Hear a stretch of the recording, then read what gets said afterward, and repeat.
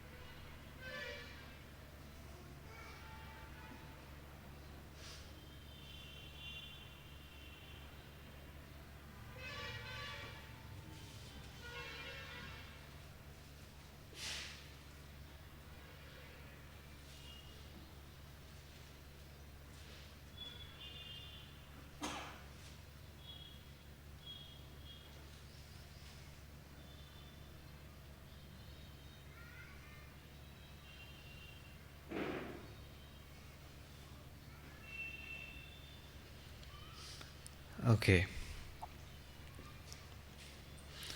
तो ये 1 मिनट का रिलैक्सेशन देखो कितना पावरफुल होता है। पहले कंडीशन और अभी 1 मिनट में ही हमने कुछ अपनी एनर्जी को रिकवर किया। इसको कहते हैं पावर ऑफ साइलेंस। ऐसे ही जब हम पेशेंट्स देखते हैं, अगर एक पेशेंट जब बाहर जा रहा है, दूसरा पेशेंट अंदर आ रहा है, उस समय में हम 1 मिनट के लिए या कुछ सेकंड्स के लिए अपने माइंड को बिल्कुल साइलेंट कर दें, तो हमारे पेशेंट्स को हम पूरा अटेंशन दे सकते हैं जो वो डिज़र्व करता है।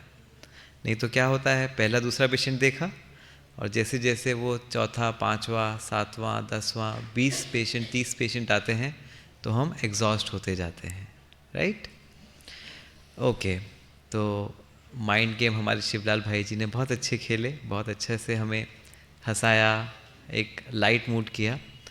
अब हम थोड़ा सा सीरियस भी होंगे और जो हमारा मेडिकल कोर्स सब्जेक्ट है उसको हम थोड़ा सा स्पिरिचुअल तरीके से समझेंगे। हमने अपनी लाइफ में वही किया, न्यूरो साइंस हमने पढ़ा, लेकिन जब स्पिरिचुअल साइंस पढ़ा तो ये समझा कि स्पिरिचुअलिटी कोई अलग साइंस नहीं है। स्पिरिचुअलिटी साइंस का एडवांस्ड फॉर्म है। वो कैसे है आज हम देखेंगे। Okay, so the magical cure. हम सब चाहते हैं हमारे पेशेंट्स अच्छे से अच्छा करें। सक्सेसफुल डॉक्टर वही है जिसके पेशेंट्स ज़्यादा ठीक होते हैं, और फिर उसका नाम भी होता है, नेम फेम होता है, और एक डॉक्टर का सपना होता है कि वो एक सक्सेसफुल डॉक्टर बने। तो हम रियल वर्ल्ड स्टोरीज़ जो हमने अपने पेशेंट्स देखे आपके साथ शेयर करेंगे, उनको कैसे मैजिकल क्योर दिया। तो आप देखिए, ये एक पेशेंट हैं, 3 साल से इनको ये प्रॉब्लम थी। इनकी कंप्लेंट थी कि कमर से लेके नीचे तक पूरा इनका हाथ पैर काम नहीं करते थे और पूरा सेंसेशन लॉस था। 3 इयर्स अलग अलग डॉक्टर्स के पास गए, पूरे इंडिया में घूमे, लेकिन कोई रिलीफ नहीं हुआ। इनके MRI स्कैन्स हुए स्पाइन का, ब्लड टेस्ट हुए, लेकिन सब नॉर्मल थे। डायग्नोसिस क्या है? हाँ, तो ये फिर फाइनली हमारे पास आए और हमारी मीटिंग में हमारे जो रेजिडेंट डॉक्टर्स होते हैं उन्होंने प्रेजेंट किया केस। तो हमने कहा इसमें कुछ गड़बड़ है। गड़बड़ MRI में नहीं है, कुछ गड़बड़ है। 7 दिन तक हमने उनको एडमिट किया और ये ट्रीटमेंट दिया, और वो ट्रीटमेंट के बाद वो पेशेंट वॉकिंग,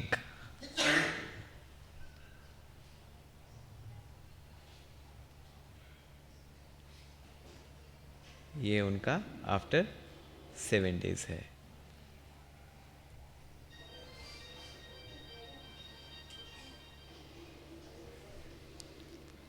तीन साल का पेशेंट 7 दिन में चलने लगा। मिराकल। हाँ, प्रॉब्लम क्या था? 3 साल पहले उनको कोविड जब हुआ, तो कोविड में ये एक रिच फार्मर थे, लेकिन फार्मिंग में इनको बहुत नुकसान हुआ कोविड की वजह से। मेजर फाइनेंशियल लॉस था, ठीक है। फाइनेंशियल लॉस से उनको स्ट्रेस बहुत ज़्यादा हुआ, और उसकी वजह से जिसको हम क्या कहते हैं, साइकोजेनिक इलनेस। तो ये साइकोजेनिक पैरापरेसिस का पेशेंट था। ये लड़की, इसको प्रॉब्लम थी कि राइट फेस में इसके ब्लिंकिंग होती थी 2 साल से। आँख से दिखाई नहीं देता कि लाली होती है। अलग अलग डॉक्टर्स को दिखाया, फ़ायदा नहीं हुआ। 5 दिन के बाद आइज़ बिल्कुल ठीक हो गई। प्रॉब्लम थी स्कूल में ग्रेड्स अच्छे नहीं थे, पेरेंट्स की डांट थी। 3rd गर्ल, रिसेंटली मैरिड, 1 साल मैरिज को हुआ। मैरिज के तुरंत बाद ये हाथ कांपने लगा। बहुत सारा इलाज लिया, मनी स्पेंड किया, फ़ायदा नहीं हुआ। यहाँ पर ट्रीटमेंट दिया। 7 डेज़ के बाद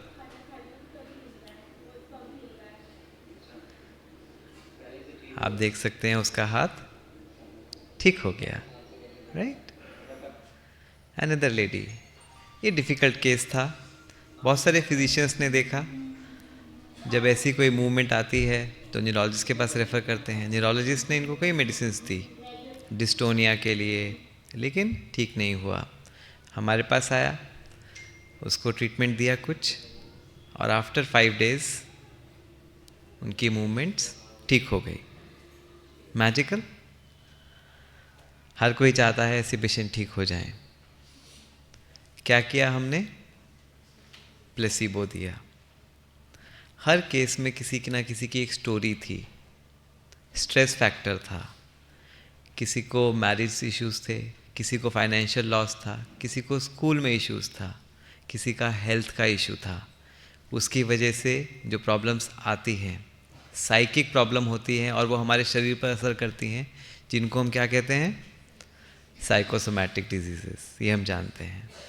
तो प्लेसिबो इफेक्ट, हमने क्या किया? उनको कोई मेडिसिन ड्रग नहीं काम करेगी उसमें, हमने उनको डोज किसका दिया? प्लेसिबो का, जिसमें मेडिसिन नहीं देते आप, कुछ शैम देते हैं, लेकिन उनको बताते हैं कि इससे आप बिल्कुल ठीक हो जाएंगे, उनको होप देते हैं, हैप्पीनेस देते हैं। तो माइंड ओवर मैटर, हम कहते हैं ना, जहाँ पर दवा काम नहीं करती वहाँ पर दुआ काम करती है। हम कह तो देते हैं डॉक्टर्स, हम सब एक ही कम्युनिटी के हैं, लेकिन दुआ की इम्पोर्टेंस क्या है इससे बिल्कुल क्लियर हो जाता है। तो जहाँ पर हमारी मेडिसिन काम नहीं कर रही, वहाँ पर बिलीफ ने काम कर दिया कि आप ठीक हो जाओगे, होप ने काम कर दिया। और डॉक्टर्स ने भी डायग्नोसिस तो कर दिया था साइकोजेनिक है, लेकिन वो जो उसको होप देना था, हैप्पीनेस देना था, वो कहीं ना कहीं शायद लैकिंग था। तो प्लेसिबो इफेक्ट क्या है? फॉर एग्जाम्पल एक्यूपंक्चर, जिसमें नीडल्स से, प्रेशर पॉइंट से पेन रिलीफ किया जाता है, लेकिन स्टडीज़ में जब एक इंसान को टूथपिक से वो किया गया इफ़ेक्ट, तो उसको सेम इफ़ेक्ट आया और बताया क्या गया कि आपको एक्यूप्रेशर किया जा रहा है, तो उसको भी पेन रिलीफ हो गया, जिसको हम प्लेसिबो इफ़ेक्ट कहते हैं। और प्लेसिबो की हम क्या डेफिनेशन देते हैं कि सब्सटेंस और ट्रीटमेंट है वो इनएक्टिव है, इनएक्टिव है, क्योंकि उसमें कुछ एक्टिव ड्रग नहीं है, right. But my question is, क्या ये रियली में इनएक्टिव है? हमें ये पता है by any law, to an every action there is an equal and opposite reaction. अगर कुछ रिएक्शन आ रहा है तो उसका कुछ एक्शन हुआ होगा। तो अगर कुछ एक्टिव रिजल्ट आ रहा है, पेशेंट ठीक हो रहा है, तो इसका मतलब आपने कुछ दिया है, उसमें कुछ तो एक्टिव किया होगा। इनएक्टिव एक्शन का इनएक्टिव रिजल्ट, एक्टिव रिजल्ट आ नहीं सकता। तो हमने क्या एक्टिवली दिया? ड्रग्स तो दिए नहीं एक्टिवली। क्या एक्टिव दिया? हमने फिजिकल ड्रग्स नहीं दी, लेकिन जो चीज़ दिखाई नहीं देती लेकिन एग्जिस्ट करती है वो दी। और वो कौन सी पिल्स थी? होप की, लव की, हैप्पीनेस की, पावर की, राइट। ये आर्ट जो थी, जो एक हीलिंग टच था जो डॉक्टर्स का था, क्या आपको नहीं लगता वो कहीं ना कहीं गायब हो रहा है? पहले जब डॉक्टर के पास जाते थे तो वो पहले हाल चाल पूछता था, अच्छा आप कैसे हैं, उसकी एक स्माइल से ही मरीज़ आधा ठीक हो जाता था। लेकिन आज जब हम रेजिडेंट्स को, अपने डॉक्टर्स को, यंग जनरेशन को देखते हैं, तो सिर्फ दवाई लिखना, हम इतने बिजी हो गए हैं क्योंकि पेशेंट बढ़ गए हैं, तो हम भूल जाते हैं कि उनको स्माइल करके ग्रीट भी करना है, उनको मेडिसिन के बारे में बताना है कि आप इससे ठीक हो जाओगे। और जब हम मरीज़ को बताते हैं ना कि आप मेडिसिन से ठीक हो जाओगे, तो मरीज़ को जो होप मिलता है वो सिर्फ एक शैम नहीं है, वो इनएक्टिव नहीं है, उससे ब्रेन में बहुत सारे केमिकल चेंजेस होते हैं जो आपकी मेडिसिन को कई टाइम्स इफ़ेक्टिव बना देता है। और ये फ्री है, क्या लगता है इसमें? और आपकी प्रैक्टिस को ये कितना टाइम्स बेटर कर देता है, राइट। पेशेंट्स कितना फ़ायदे में हो गए आपने देखा। दूसरी तरफ प्लेसिबो इफेक्ट का ऑपोजिट होता है नोसिबो इफेक्ट। कोई जानता है नोसिबो इफेक्ट क्या है? Anybody? Anybody? We are a learned population. Okay, तो इस कार्टून से हम समझ सकते हैं। तो ये एक बॉय और एक गर्ल की स्टोरी है. So the boy went to his friend और वहाँ पर एक बास्केट देखता है वो, जो एक डॉग के बास्केट होती है उसके फूड की. तो वो कहता है कि I am allergic to dogs hair, my eyes tear up and my face swell when I am in contact with the dogs hair. और वो उसका स्वेलिंग दिख जाता है, you can see, right. But surprise कब होता है, जब वो कहती है कि oh dear, I don't have a dog, I have a pig instead. और वो कहता है ओ वेल, और उसकी स्वेलिंग ठीक हो जाती है. तो क्या समझे? It's all in the mind. हमारा माइंड हमको कैसे चलाता है, राइट. इसको नोसिबो इफेक्ट कहते हैं कि जो चीज़ है नहीं उसका नेगेटिव इम्प्रेशन लेना, और प्लेसिबो इज़ जो चीज़ को हम पॉजिटिव लेकर चल रहे हैं. हम देखते हैं बहुत सारे प्रॉब्लम्स होते हैं जिसमें पेशेंट्स को रियल प्रॉब्लम्स नहीं हैं, लेकिन उनको प्रॉब्लम्स तो होती हैं, लेकिन आपके सारे टेस्ट नॉर्मल आते हैं. हिस्टीरिया, आप सब जानते हैं हिस्टीरिया क्या है. फॉर एग्ज़ाम्पल, ये लेडी, इनको 5 मेडिसिन्स थी सीजर्स की, एपिलेप्सी की, बट हमें पता है ये एपिलेप्सी नहीं है, ये हिस्टीरिया है. MRI, EEG सब normal, right. Again this lady, सब टेस्ट नॉर्मल हैं, कोई फिजिकल इलनेस नहीं है, लेकिन प्रॉब्लम तो है. और प्रॉब्लम है तो कहीं ना कहीं कुछ कारण भी है. फिजिकली हमें नहीं मिल रहा है. EEG MRI नॉर्मल है. EEG MRI आपके फिजिकल प्रॉब्लम्स को तो देख लेगा, but can it find out mental issues? No, there we lack out. तो बियॉन्ड द मैनिफेस्ट, जो हमें दिखता है हम उसके ऊपर बहुत फोकस करते हैं, और वो करना भी चाहिए. बट जहाँ जो चीज़ नहीं दिखती है, हमें वहाँ पर अपनी आँख नहीं बंद करनी चाहिए, क्योंकि हम डॉक्टर हैं. पेशेंट हमारे पास ठीक होने आता है, राइट. तो जैसे irritable bowel syndrome. Irritable bowel syndrome में क्या होता है? कॉन्स्टिपेशन होगा पेशेंट को, डिस्पेप्सिया होगा, वॉमिटिंग्स होंगी, बट अल्ट्रासाउंड, CT, MRI सब नॉर्मल होता है. लाइक पैनिक अटैक्स, पेशेंट्स को चेस्ट पेन, कार्डियोलॉजिस्ट के पास जाएंगे, ECG नॉर्मल है. चक्कर आ रहे हैं, डिजीनेस हो रही है, फेंटिंग हो रही है, न्यूरोलॉजिस्ट ने चेक किया, सब कुछ किया, टेस्ट सब नॉर्मल है. कैसे? हम कहते हैं साइकोसोमैटिक है, राइट.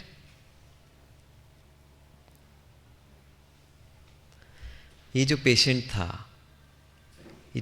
था, ये पेशेंट 3 साल से अपाहिज था. ही वॉज ऑन बेड, ऐसे चलता था. 1 हफ्ते में जब ठीक हो गया ना, तो यही पेशेंट को हमने दोबारा से, हमारी जो मीटिंग्स होती हैं, जैसे हॉस्पिटल्स में होती है मीटिंग्स, तो हमारे एकेडमिक मीटिंग में हमने इस पेशेंट को प्रेजेंट किया. एंड हमारे जो चीफ थे, ही सेड, देखिए ब्रेन ट्यूमर्स की सर्जरी जो सक्सेसफुल होती हैं, बड़े बड़े ब्रेन ट्यूमर्स की सर्जरी, ये उससे कोई कम नहीं है. क्यों? जैसे ब्रेन ट्यूमर में आप किसी एक पेशेंट को नया जीवन देते हो, आपने भी चाहे उसको प्लेसिबो दिया, लेकिन एक अपाहिज को चला दिया. पेशेंट के लिए ये इम्पॉर्टेंट नहीं है उसको क्या मिला, उसके लिए क्या इम्पॉर्टेंट है कि वो चल पाए, अपाहिज से फिर से अपने पैरों पर खड़ा हो पाए. तो ये उतना ही इम्पॉर्टेंट है. लेकिन ये कैसे किया? कौन सी पिल दी? वो पिल दी थी हमने होप और हैप्पीनेस की. यहाँ पर हम आपको एक कॉन्सेप्ट इंट्रोड्यूस करना चाहेंगे, जिसको डॉक्टर डिएगो पिज़ागली ने दिया, और जिसको हम कहते हैं रूमिनेशन. रूमिनेशन कॉन्सेप्ट क्या कहता है? ये अमिगडाला है, राइट. अमिगडाला हमारा इमोशनल सेंटर होता है ब्रेन में, जहाँ से इमोशंस आते हैं. और ये है प्री फ्रंटल कॉर्टेक्स फ्रंट में, जहाँ से हमारा लॉजिकल ब्रेन होता है, हमारी अंडरस्टैंडिंग होती है, करेक्ट. ये कॉन्सेप्ट कहता है कि जब हम दुखी होते हैं, व्हेन वी आर सैड, और हमारा अमिगडाला नेगेटिव हो जाता है, स्ट्रेस्ड आउट होते हैं, एंग्शियस होते हैं, तो यहाँ से रिप्रेशन होता है प्री फ्रंटल कॉर्टेक्स को.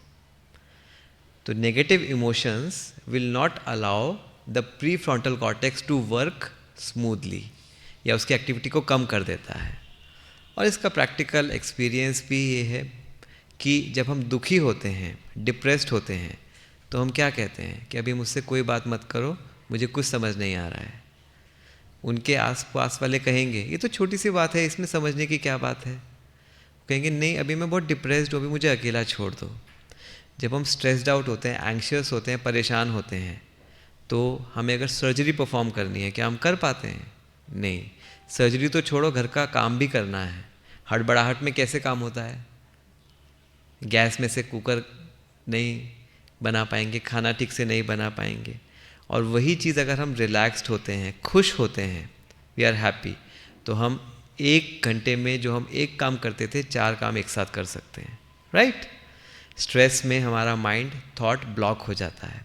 अपने स्कूल डेज़ या कॉलेज डेज़, मेडिकल डेज़ को याद करो, जब वाइवा के लिए जाना होता था, हमने जो याद भी किया होता था, स्ट्रेस में क्या होता था? Mental block. पता था आंसर, और फिर जब वापस बाहर आते थे एग्ज़ाम से निकल के, क्या कहते थे? अरे मुझे तो इसका आंसर आता था, मैंने बोला क्यों नहीं?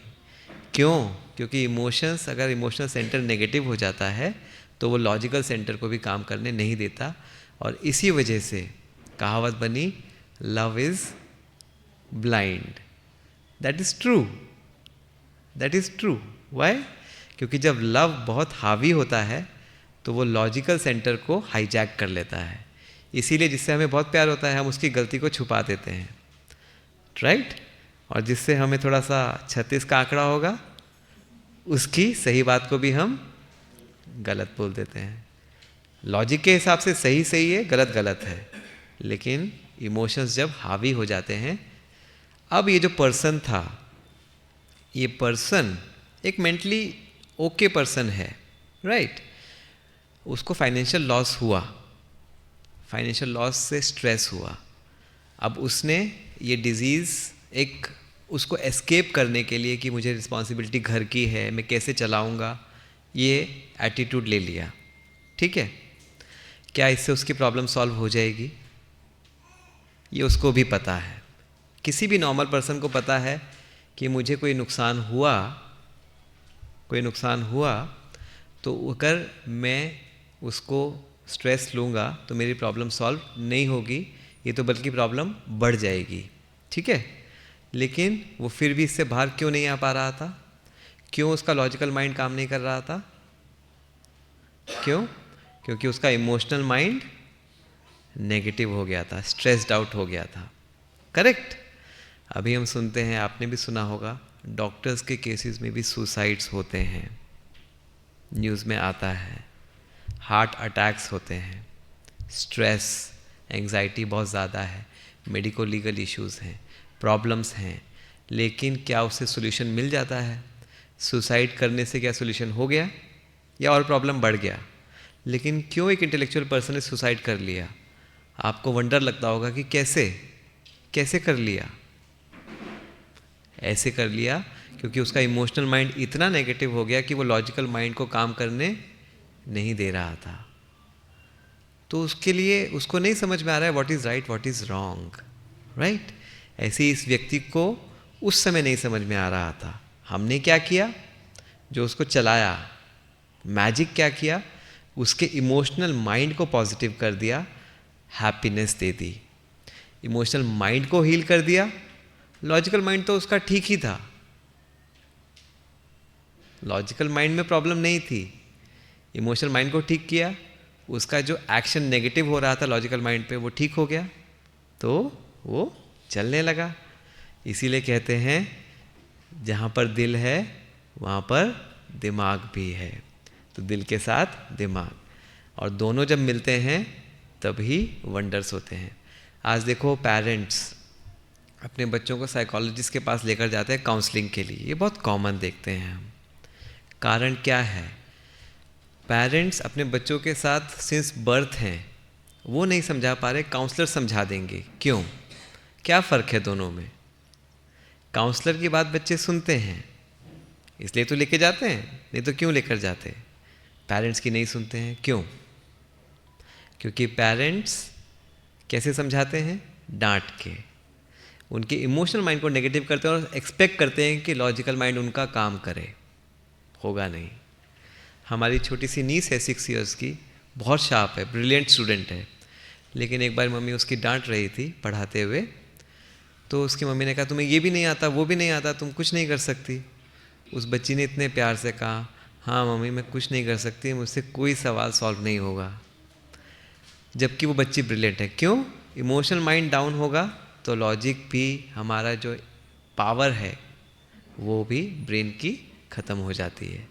काउंसलर पहले समझाना शुरू नहीं करता, वो पहले सुनता है, उसको रिलैक्स करता है, उसके मूड को ठीक करता है कि आप ठीक हो जाओगे, कोई बात नहीं, इट्स ओके, सब अच्छा होगा, I am there for you.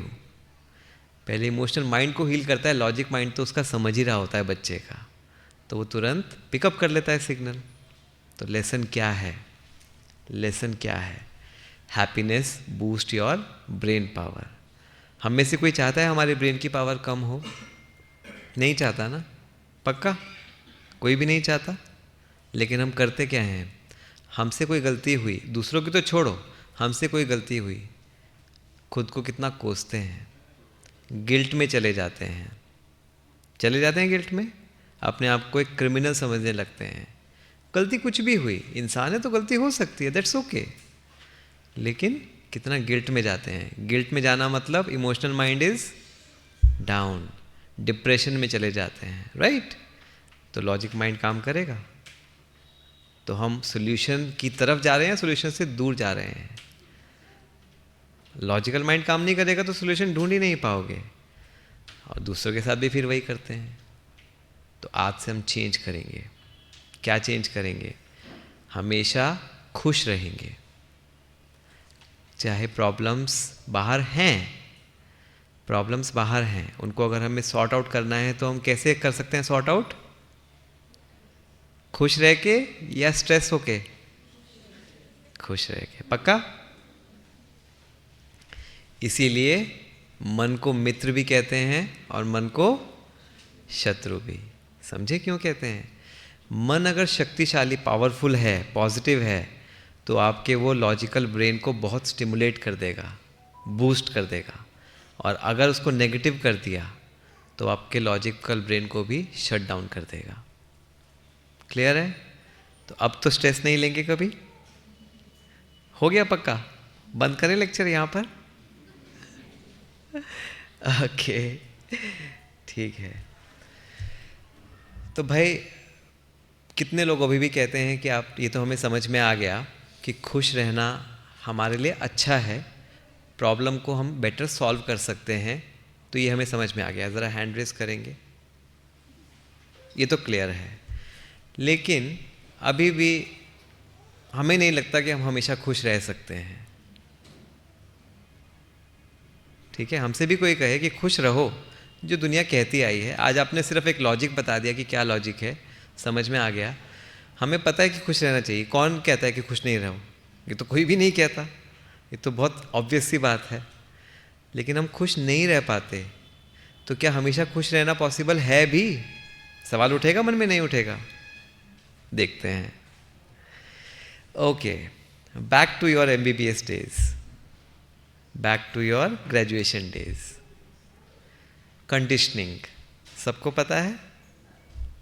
पता है? मालूम है? तो एक डॉग को पहले फूड रखा उसका मनपसंद, सेलिवेशन हुआ, राइट? बेल बजाई, बेल डॉग को लगा ये क्या है, कुछ रिस्पॉन्स नहीं हुआ, राइट?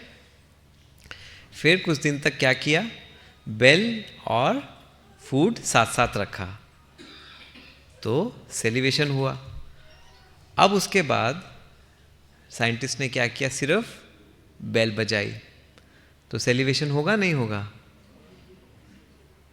पहले तो नहीं हुआ, अब क्यों हो रहा है? हाँ बोलिए। ब्रेन कंडीशनिंग हो गई। ठीक है, किसी को नहीं समझेगा तो पूछ सकते हैं, हालांकि ये तो फिजियोलॉजी में आप सबने पढ़ा है, राइट? कंडीशनिंग हो गई ब्रेन की।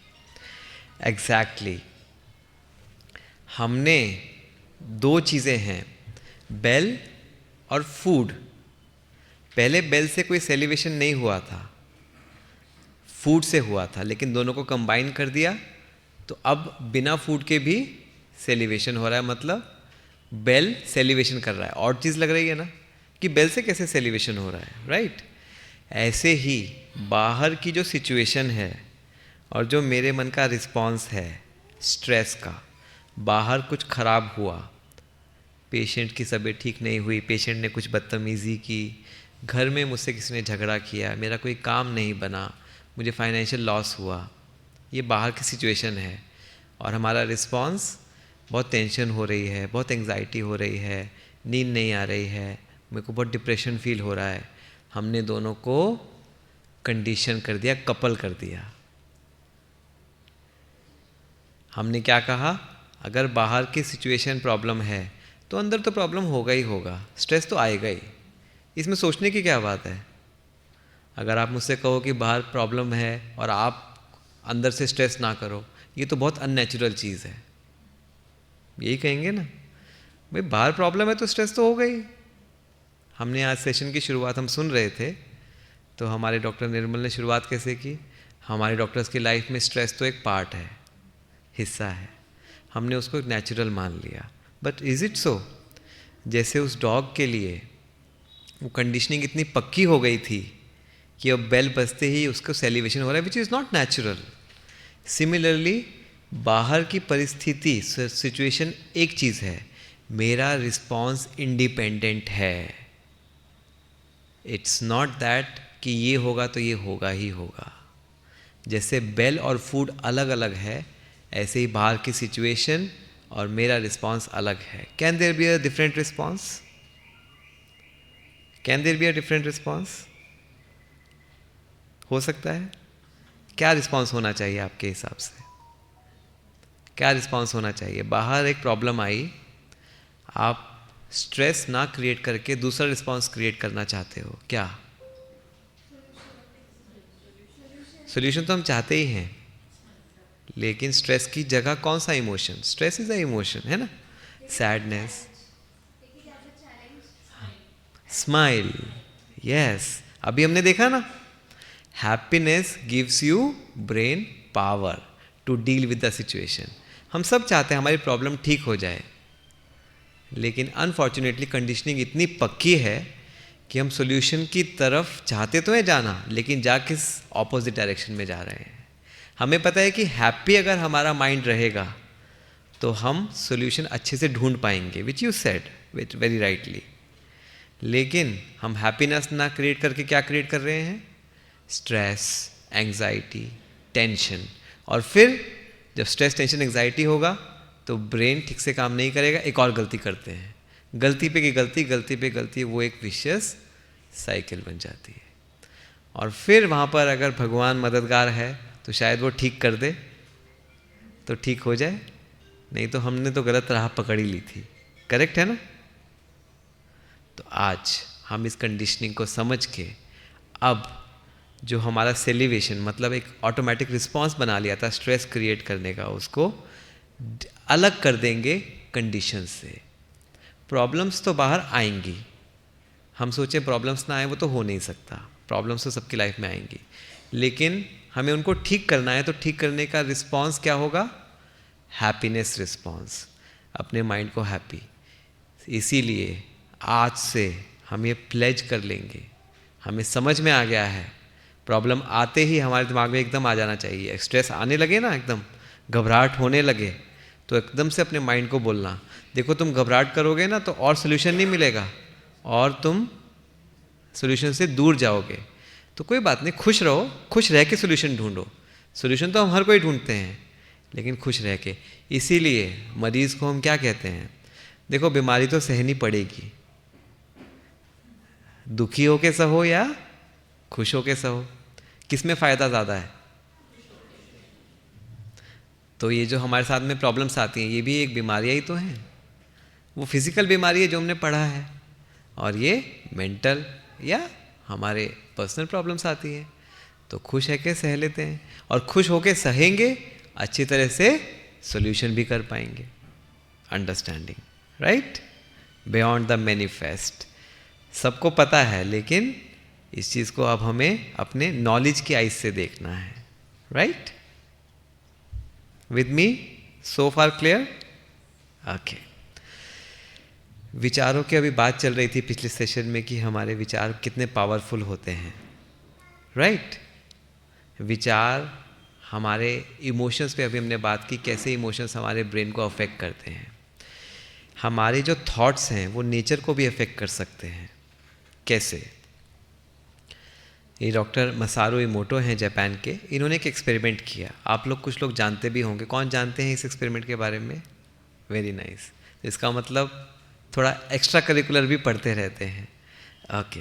तो इन्होंने क्या किया, वाटर के सैंपल्स लिए और एक ही वाटर को और 3 पार्ट्स में डिवाइड किया, और वाटर को उन्होंने अलग अलग वाइब्रेशन दिए। एक वाटर को थैंक यू के वाइब्रेशन दिए, एक को इविल बैड वाइब्रेशंस दिए, सिर्फ वाइब्रेशंस दिए, थॉट्स दिए, और एक को प्रेयर के थॉट्स दिए। एंड यू नो व्हाट, कुछ दिनों बाद उन्होंने देखा कि जिसको थैंक यू के वाइब्रेशन दिए थे, ये उसका अल्ट्रा स्ट्रक्चर है। आप लोग जानते हैं, जो इलेक्ट्रॉन माइक्रोस्कोप में देखा तो कितना ब्यूटीफुल स्ट्रक्चर बना वाटर मॉलिक्यूल का। इसका बैड स्ट्रक्चर, इसका देखिए कितना टेम्पल जैसा स्ट्रक्चर बना। हाउ ब्यूटीफुल, कितना कॉम्प्लेक्स है बट हाउ ब्यूटीफुल। बाहर से दिखने में एक जैसा है, लेकिन उनका स्ट्रक्चर कितना फ़र्क है।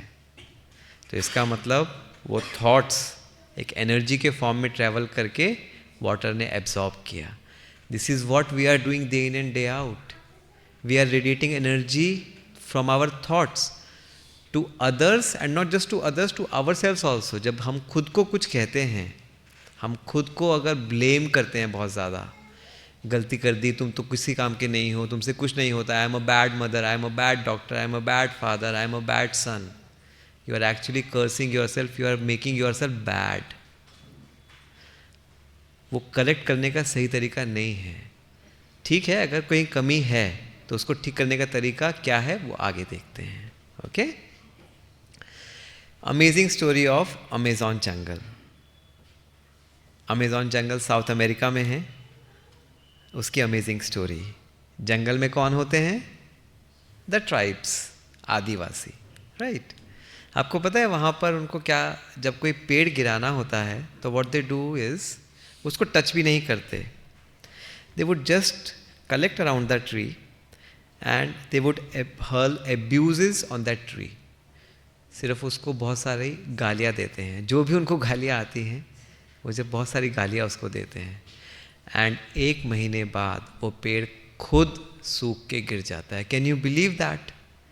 बड़ा पेड़, इतना बड़ा पेड़ सिर्फ टच करे बिना, ओनली बाय थॉट्स, एब्यूजेस, वो खुद सूख के गिर जाता है। This is the power of your thoughts. हाँ, thoughts are blessings and curses, दुआ और बद दुआ कहते हैं ना। हम कहते हैं कि जहाँ पर दुआ होती है वहाँ पर बंजर ज़मीन भी हरी भरी हो जाती है, और बद दुआ तो किसी की नहीं लेनी चाहिए, हरी भरी ज़मीन भी सूखी हो जाती है। हम पेशेंट्स को क्या बोलते हैं जब हमारी दवा से ठीक नहीं हो रहे होते हैं कि देखो हमने दवा की, आप दुआ करो, लेकिन हम सिर्फ कहने के लिए कहते हैं, राइट? एक एस्केपिज्म, ये सबके लिए है, हम सब जानते हैं, हम सब ये वर्ड यूज़ करते हैं। हम दवा कर रहे हैं, आप दुआ करो, लेकिन उस दुआ का क्या इफ़ेक्ट है वो हमने समझा? बहुत पावर है, तभी तो ये शब्द बना, नहीं तो क्यों बनती है सेइंग? थॉट्स एनर्जी वेव्स के फॉर्म में पूरे यूनिवर्स में फैलती हैं। और इसका एग्जाम्पल कैसे? ये एक्सपेरिमेंट जो हुआ उसमें इन लोगों का ऑरा मेजर किया गया, तो स्पेशल गामा कैमरा से जो उनके थॉट्स थे उनको बोला गया कि आप ये सोचिए, और वो इमोशंस कैप्चर किए गए, और डिपेंडिंग ऑन देयर इमोशंस अलग अलग कलर्स आए। और ये उनका फील्ड है, तो जहाँ जहाँ पे इमोशंस उनके कट थे वहाँ पर उनका एनर्जी फील्ड कम हो गया। ये एक्सपेरिमेंट, तो इससे बिल्कुल एपरेंट हो जाता है कि जिसको हम ऑरा कहते हैं वो पूरे एनर्जी फील्ड फैलता है, और उसको एक्सपेरिमेंट की भी ज़रूरत नहीं है, ये हमारा डेली का एक्सपीरियंस है। कैसे? कुछ लोग हमारे साथ में बैठते हैं, हम कहते हैं इनसे मुझे बहुत अच्छी वाइब्स आती हैं। कुछ लोग बैठते हैं, हम कहते हैं इनसे मुझे अच्छी वाइब्स नहीं आ रही। होता है सबके साथ? होता है ना। अब उस पर्सन ने तो कुछ नहीं बोला, आपको कौन सी वाइब्स आ गई, कैसे पता चला उससे अच्छी नहीं है। और साथ में अगर कोई व्यक्ति आपसे कुछ कह रहा है लेकिन उसके मन में कुछ और चल रहा है, तो हम क्या कहते हैं, देखो ये ऊपर ऊपर से तो बहुत मीठा बोलता है लेकिन इसके अंदर कुछ और ही है। सेंस हो जाता है आपको। अब उस व्यक्ति ने तो नहीं बोला कि मेरे अंदर कुछ और चल रहा है, मैं ऊपर से कुछ और बोल रहा हूँ, राइट। लेकिन आपने कैसे सेंस किया। सेंस करने के लिए क्या 3 चीज़ें चाहिए, सिग्नल चाहिए और एंटीना चाहिए। एंटीना हमारे अंदर है, वो सिग्नल उसके थॉट्स भेज रहे हैं। इनफैक्ट अब आप खुद देखो कि वो जो बोल रहा है उसको आपने नहीं समझा, उसके ज़्यादा इम्पॉर्टेंट आपने क्या समझा, उसकी वाइब्स को समझा। तो वाइब्स ज़्यादा स्ट्रॉन्ग होती हैं जो आप बोलते हो। घर में भी कोई झूठ बोल रहा है तो मेन से ज़्यादा विमेन में थोड़ी सी ज़्यादा पावर होती है और सबको पता है कि वो पकड़ लेती हैं कुछ गड़बड़ है। तो हस्बैंड कितना भी झूठ बोले वाइफ पकड़ लेती है, जिसको सिक्स सेंस वो कहते हैं। Yes, it exist, that is true, that is our thoughts are radiating. अब God has given them a better antenna than us, तो ठीक है, दैट्स ओके। और ज़रूरत भी है, उनको घर चलाना है, राइट। तो thoughts have this energy which spread. Okay, तो हमने 2 चीज़ें अभी सीखी। पहला, खुश रहना है, ठीक है, खुश रह के हम अपने प्रॉब्लम्स का सोल्यूशन ढूंढ सकते हैं इजीली। अब बाहर की जो प्रॉब्लम्स हैं, दूसरा, वो कंडीशनिंग हमारी ऐसी हो चुकी है कि बाहर नेगेटिव है तो हम भी अंदर नेगेटिव हो जाते हैं, उसको अब हम डी कंडीशनिंग कर देंगे। नहीं, I will choose to remain happy, बाहर कुछ भी हो, क्यों, क्योंकि उसमें मेरा ही फ़ायदा है।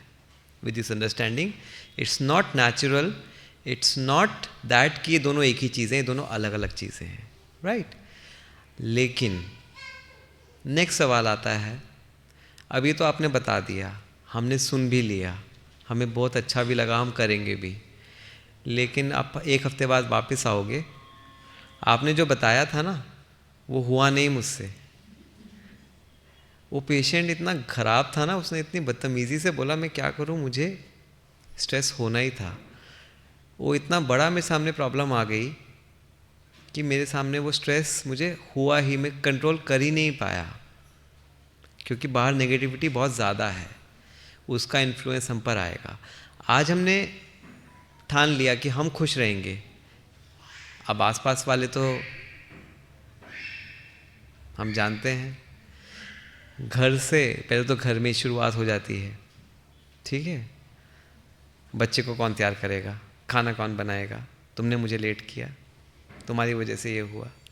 फिर ऑफिस पहुँचे, हॉस्पिटल पहुँचे, उसने ये काम नहीं किया, ये काम नहीं हुआ, उस पेशेंट का ये नहीं हुआ, अरे उसको कॉल करना था। सिचुएशंस हमें हैप्पी रहने नहीं देती, क्या करें। जेन्युइन बात है, प्रैक्टिकल है, हमारे साथ तो ये हुआ, हम सारा एक्सपीरियंस अपना ही शेयर कर रहे हैं जो हमने एक्सपीरियंस किया। तो कैसे पॉजिटिव रहें, इतनी नेगेटिविटी है तो, ये सतयुग तो है नहीं, क्या पॉजिटिव रहो। हाँ, ब्रह्मा कुमारीज ने कह दिया तो पॉजिटिव रहो, लेकिन कैसे रहें पॉजिटिव वो तो बताओ। हाँ, सुनेंगे आगे। Okay, brain library. Medical students हम सब रहे हैं, हम हर कोई लाइब्रेरी में गए हैं, राइट। लाइब्रेरी में जब जाते थे तो मेडिकल बुक्स हम पढ़ते थे, लेकिन एक सेक्शन होता था जहाँ पर नॉन एकेडमिक बुक्स या फिक्शनल बुक्स होती थी, ठीक है। तो हमारा ध्यान किधर जाता था, हम जाते थे, कभी बोर होते थे तो उस तरफ चले जाते थे। लेकिन उसमें एक नुकसान होता था। क्या नुकसान होता था, हमारी पढ़ाई रह जाती थी, ठीक है। तो अभी मूवी देखने गए, मूवी में 3 घंटा निकल गया, बाद में याद आया, अरे कल तो एग्ज़ाम था, कल तो ये पढ़ना था या ये काम करना था, ठीक है। ब्रेन एक लाइब्रेरी है बिलीव्स की। जो भी हम पढ़ते हैं, देखते हैं, सुनते हैं, वो हमारे ब्रेन में स्टोर होता रहता है, ये तो हम सब जानते हैं, करेक्ट है। माइंड क्या करता है, वो वहाँ पर जाता है, उस बुक में क्या लिखा है वो देखता है और उसके हिसाब से थॉट पैदा करता है। अब ध्यान से सुनना, हम अभी तक क्या जब भी प्रॉब्लम में आते हैं क्या कहते हैं, मेरा मन जो है ना वो कंट्रोल में नहीं है, राइट? बहुत वेस्ट थॉट्स क्रिएट करता है, बहुत नेगेटिव चलता है मन में। मन को एक कसूरवार ठहरा देते हैं कि ये मन जो है ना, ये दुष्ट मन मुझे बहुत नचाता है। करेक्ट है, ठीक है। आजकल छोटे छोटे बच्चे भी कहते हैं मम्मा मन नहीं है, मम्मा मन नहीं कर रहा है, मन के ऊपर ब्लेम डाल दिया, लेकिन मन की क्या रियल में गलती है या नहीं वो समझते हैं, ठीक है। अच्छा, आप ये देखो, आपने एक मूवी देखी आज रात को, हॉरर मूवी। रात को नींद में कैसे सपने आएंगे, कैसे विचार आएंगे? हॉरर वाले, करेक्ट है। लेकिन आज आप रात को एक अच्छा स्पिरिचुअल सॉन्ग सुन के सोए, तो क्या हॉरर सपने आएंगे आपको? क्यों? क्यों? मन है ना। तो मन ने जो हॉरर सपने या हॉरर व्यूज़ क्रिएट किए, वो किस बेसिस पर क्रिएट किए? जो हमने उसके अंदर फीड किया। Very good. तो मन केवल एक इंस्ट्रूमेंट बना, वो तो जो आपने फीड किया माइंड में, ब्रेन लाइब्रेरी में, उसको वो पढ़ता है और उसके सामने जो रखोगे वो प्रेजेंट कर देगा। फॉर एग्जाम्पल, जो रेडियोलॉजिस्ट होगा आप में से, उसके सामने एक CT MRI रखो, वो तुरंत बता देगा इसमें ये दिख रहा है, क्योंकि उसके मन में वो नॉलेज है। लेकिन एज अ न्यूरोलॉजिस्ट मैं नहीं बता सकता, चाहे वो कितना भी बड़ा सामने दिख रहा हो। क्यों? क्योंकि मुझे वो उसकी नॉलेज नहीं है, राइट है। एक गायनेकोलॉजिस्ट नहीं बता सकती, लेकिन गायनेकोलॉजी की चीज़ रेडियोलॉजिस्ट नहीं बता सकता। इसका मतलब जो हमारे ब्रेन में स्टोर नहीं है, वो माइंड थॉट वैसा क्रिएट कभी कर ही नहीं सकता। करेक्ट है, करेक्ट है। तो अगर माइंड मेरा वेस्ट थॉट्स क्रिएट कर रहा है, तो वो किस बेसिस पे कर रहा है? जो वेस्ट भरा हुआ है। अब वो वेस्ट किसने भरा? किसने भरा? हमारे सेंस ऑर्गन्स ने। अब हमारे सेंस ऑर्गन्स ने, लेकिन सेंस ऑर्गन्स किसके हैं? हमारे। तो अल्टीमेटली हमने जो माइंड में भरा वही मन उठाता है, वही करता है। अब जब हम वीडियो देखते हैं ना, ध्यान से, बहुत इम्पॉर्टेंट है। आज मैंने एक वीडियो देखा कि एक बच्चा है, वो बीमार है, और जो टीवी में दिखाया कि उसकी माँ बहुत रो रही है। वो डोनेशन के लिए एक वीडियो दिखाया, चलता है ना यूट्यूब्स में, कि डोनेशन चाहिए इलाज के लिए, बच्चे को कैंसर है और माँ के बहुत आंसू आ रहे हैं। इस वीडियो में बहुत इम्पॉर्टेंट मैसेज है। क्या मैसेज है? बच्चा बीमार है तो बहुत दुख होता है, कंडीशनिंग हो गई, कंडीशनिंग हो गई। अब जब हमारा बच्चा बीमार होगा ना, तुरंत क्या रिस्पॉन्स आएगा, रिएक्शन आएगा? दुख होगा। बहुत डीप है, बहुत डीप है। आज हमने देखा, सड़क पे कोई जा रहा था, वीडियो देखा या सड़क पे जाते हुए देखा, एक व्यक्ति को सब लोग मार रहे हैं क्योंकि उसने कुछ गलत काम किया। नेक्स्ट टाइम हम किसी को देखेंगे गलत काम करते हुए, तुरंत हमारे दिमाग में क्या उसका रिस्पॉन्स आएगा, रिएक्शन? इसको मारेंगे। आएगा तुरंत ये थॉट, आएगा। अब मैंने इसको चेंज कर दिया, इस पैटर्न को। अब मैं देखता हूँ ऐसा वीडियो कि एक बच्चा बीमार है, लेकिन एक नर्स विदाउट गेटिंग इमोशनल उसकी बहुत अच्छे से केयर कर रही है। बच्चे को बहुत बड़ा वूंड है, लेकिन नर्स उसकी केयर कर रही है बहुत अच्छे से। अब जब मेरा बच्चा बीमार होगा, मेरे दिमाग में क्या आएगा? केयर। मैं भी इसकी अच्छे से केयर करूं, बाय लर्निंग। है डीप, कंडीशनिंग हो गई। तो अब जो हम भर रहे हैं, माइंड की गलती नहीं है। माइंड को तो जो आप भरोगे वो वही उसी के बेसिस पे थॉट क्रिएट करेगा। तो अगर आपके अंदर वेस्ट और नेगेटिव थॉट ज़्यादा हैं, हमें नहीं पता, अगर हैं, इसका मतलब आपके अंदर का कंटेंट वेस्ट और नेगेटिव ज़्यादा है और आप वो फीड कर रहे हो, वो आप फीड कर रहे हो। ये ब्रेन लाइब्रेरी किन चीज़ों से बनती है? जेनेटिक्स। हमारे ब्रेन के अंदर जो भी बुक्स हैं, बिलीव्स हैं, जिसके बेसिस पे थॉट्स क्रिएट होते हैं, एक तो हम परिवार से लेते हैं, भाई जो हमने बड़े होते हुए सीखा, तो उसके आधार पर हम एक थॉट क्रिएट करते हैं। जैसे हमने सुबह, हमारे घर में सब 5 बजे उठते थे, तो हमने शुरू से सीखा कि 5 बजे उठना है, तो हमारा माइंड हमेशा वो थॉट क्रिएट करता है कि 5 बजे उठना है। करेक्ट है ना? उसको आप चेंज कर सकते हो पेरेंट्स को? नहीं कर सकते, वो हमारे हाथ में नहीं है। एनवायरनमेंट, हमारे आसपास क्या हो रहा है, सब क्या चल रहा है, वो भी हमारे ब्रेन की लाइब्रेरी को बना रहा है, कंटेंट को बना रहा है। क्या उसको चेंज कर सकते हो? नहीं। अभी पीछे उन्होंने माइंड गेम खिलाया ना, वो माइंड गेम ये था, जो जल्दी जल्दी आंसर करते हैं ना, तो एक पैटर्न बन जाता है, तो पैटर्न बन के फिर हम वही करते हैं। तो अभी वही हो रहा है। तो पहले वाले का आंसर नो था, तो सेकंड वाले का आंसर भी नो हो गया। क्या एनवायरनमेंट को थोड़ा बहुत हम मॉडिफाई कर सकते हैं? यस। कैसे? कैसे कर सकते हैं? मोबाइल जो है, अभी जो हम कंटेंट देखते हैं, क्या उसके कंटेंट को हम चेंज कर सकते हैं? कर सकते हैं? कर सकते हैं, लेकिन मन नहीं मानता ना। करेक्ट। अभी हम आगे देखेंगे कि मन को कंट्रोल कैसे करें। उसके लिए कंट्रोलिंग पावर चाहिए ना। क्या अपने आसपास के लोगों को, जिनसे हम इंटरैक्ट करते हैं, अगर नेगेटिव हैं, उनको चेंज कर सकते हैं? टू एन एक्सटेंट ये कर सकते हैं कि जो नेगेटिव हैं उससे हम लिमिटेड इंटरेक्शन रखें, अच्छे लोगों के साथ ज़्यादा इंटरेक्शन रखें। इसीलिए स्पिरिचुअल डिस्कोर्सेज को अटेंड करना, यहाँ पर डेली क्लास को अटेंड करना एक यूज़फुल एक्ट होता है। टू एन एक्सटेंट हम अपने एनवायरनमेंट को अच्छा रख सकते हैं।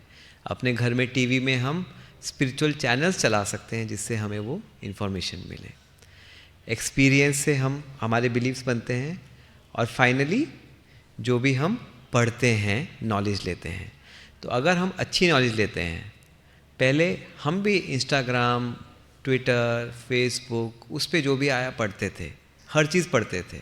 हमें लगता था ये तो मेरे नॉलेज डेटाबेस बढ़ा रहा है, लेकिन सिर्फ नॉलेज डेटाबेस नहीं बढ़ा रहा, वो मेरी शायद नेगेटिव कंडीशनिंग भी कर रहा है। करेक्ट? अब हमने उसको चेंज कर दिया। अब हम पॉजिटिव स्पिरिचुअल कंटेंट ही सुनते हैं और वही पढ़ते हैं। लेकिन यहाँ पर एक और कैच है। आप कितना भी कर लो, कितना अवॉइड करोगे? बच्चे हैं, अब मोबाइल खोलते ही सबसे पहले वो एडवर्टीज़मेंट दिखते हैं, बाहर के लोग दिखाई देते हैं। अब आंख बंद करके तो नहीं रह सकते, अकेले तो नहीं रह सकते, रहना तो संसार में है। तो क्या करें? उनकी नेगेटिविटी, हमने पॉजिटिव भर भी लिया, चलो 1 घंटा भर भी लिया, बाकी 23 घंटे तो नेगेटिव। नींद तो नहीं आ रही है? पक्का? एक बार खड़े होकर थोड़ा सा रोटेट कर लीजिए, क्योंकि काफ़ी देर से बैठे हैं। जो करना चाहते हैं रोटेट सभी, ताकि थोड़ा अलर्ट होके सुनेंगे। देखो, ये तो ह्यूमन बॉडी है, हम सब जानते हैं, थक जाते हैं।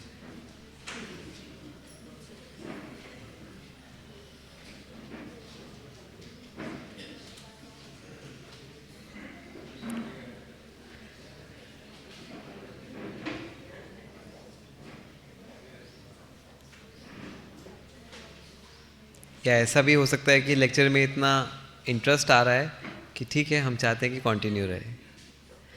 कंटिन्यू रखें या अब यहाँ पर रुकें? कंटिन्यू रखें, ठीक है। अब सिचुएशंस को हम नहीं बदल सकते, ठीक है। हमने भी अपनी लाइफ में देखा कि हमने 1-1.5 घंटा क्लास अटेंड किया, स्पिरिचुअल क्लास, मेडिटेशन सुबह किया, लेकिन बाकी 22 घंटे या 12 घंटे, 14 घंटे हम लोगों के बीच में रहते थे। और लोग भी छोड़ दो, डॉक्टर्स बहुत वल्नरेबल होते हैं। कैसे?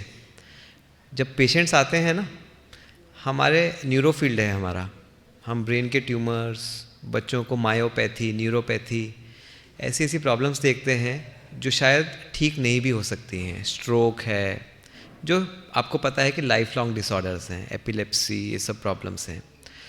तो एक पेरेंट के लिए ना, उसका बच्चे को वो प्रॉब्लम बढ़ते हुए देखना, अपाहिज होते हुए देखना सबसे बड़ा पेन होता है।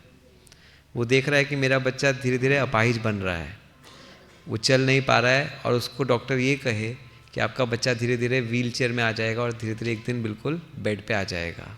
मस्कुलर डिस्ट्रोफी, डुशीन्स, बैकर्स, हाँ, ऐसे पेरेंट्स को कितना पेन होता है। वो सिर्फ अपने साथ प्रॉब्लम, मेडिकल प्रॉब्लम नहीं लेके आते, वो सारा इमोशनल पेन भी लेकर आते हैं और वो आपको देते हैं। क्यों? क्योंकि जब वो बताता है ना तो उसमें वो पेन भी होता है और वो हम कंज्यूम करते हैं। और इसलिए फिर हमने देखा शाम तक आते आते हम इतना एग्जॉस्ट हो जाते थे, हमने कहा पूरे दिन तो बैठ के पेशेंट से तो देखें, बल्कि सेवा की है, फिर थक किस में गए? इतना थकान क्यों हो गई? क्यों इतना स्ट्रेस आ गया? कहाँ से आ गया? सुबह तो मेडिटेशन करके आए थे। फिर समझ में आया वो पेशेंट्स का पेन कंज्यूम कर रहे थे। वो आना ही है क्योंकि वो दे रहा है, ही इज गिविंग इट। सबके साथ होता है, इसीलिए डॉक्टर्स बहुत वल्नरेबल होते हैं। आपको पता ही होगा एवरेज ह्यूमन एक्सपेक्टेंसी से डॉक्टर्स की, इंडियन डॉक्टर्स की कम है एक्सपेक्टेंसी, लाइफ एक्सपेक्टेंसी। पता है आपको ये बात? 10 ईयर्स हमारी एज कम है नॉर्मल एज से, और उसका कारण यही है क्योंकि वो बैगेज हमें बहुत मिलता है। हमने चुना ही ऐसा फील्ड है, इतना पेन हर फील्ड में। अब डॉक्टर के पास कोई हंसता खेलता तो आएगा नहीं, पेन में ही आएगा, तो वो पेन देता है। अब कैसे करें, क्या करें? ये एक मेजर क्वेश्चन था, अपनी जॉब है। तब समझ में आया गॉड ने एक बहुत अच्छा तरीका बनाया है, एक बहुत अच्छी हमें ब्यूटीफुल चीज़ दी है जो आज हम आपके साथ शेयर करेंगे, जिससे हम इसे एस्केप कर सकते हैं। God, who is God to us? कहते हैं ना God is like father, O lord, O father. तो जैसे एक फादर अपने बच्चे की परवाह करता है, केयर करता है, तो गॉड भी हमारी परवाह करता है। बस हमें उसकी उंगली पकड़नी है। हमने वही साइंस के साथ किया, स्पिरिचुअलिटी को अपनाया। एग्जाम्पल के साथ देखेंगे। ये बुक है थिंक एंड ग्रो रिच। आप लोगों ने पढ़ा भी होगा, कुछ लोगों ने। बेस्ट सेलर बुक है वर्ल्ड की, नेपोलियन हिल ने लिखी ये बुक, ठीक है। इन्होंने इसमें एक अपना एक्सपीरियंस शेयर किया। इन्होंने क्या किया, उन्होंने एक काउंसिल बनाई, इमेजिनरी काउंसिल। उसके अंदर उन्होंने अमेरिका के 9 इन्फ्लुएंशियल लोगों को रखा, जिनके नाम लिखे हुए हैं, और उन लोगों के साथ वो इमेजिनेशन में बातचीत करते थे कि आपने ये कैसे किया, आपने ये सक्सेस कैसे हासिल की, आपके अंदर ऐसी क्या quality. And you won't believe it, 3 महीने बाद वो क्वालिटीज़ उनको अपने अंदर खुद एक्सपीरियंस हुई। जो क्वालिटीज़ वो इमेजिन करते थे वो उसके अंदर खुद एक्सपीरियंस हुई। जैसे अभी आपने पीछे एक्सपेरिमेंट किया था, आप अपने घर गए, वो टेस्ट किया और आपको टेस्ट एक्सपीरियंस हुआ। इमेजिनेशन में ही तो किया, लेकिन आपको एक्सपीरियंस हुआ। तो वो क्वालिटीज़ उनको एक्सपीरियंस हुई। दूसरा, रॉबिन शर्मा की ये बुक है the monk who sold his Ferrari. आप लोगों ने पढ़ा होगा। उसमें एक लाइन आती है, ये एक पैराग्राफ आता है, जिसमें वो एक उनका फ्रेंड उनको एक सजेस्ट करता है एक्सरसाइज करने को। उसमें वो क्या कहता है कि आप एक रोज़ को स्मेल करो और उसकी स्मेल को एक्सपीरियंस करो और लगातार करो।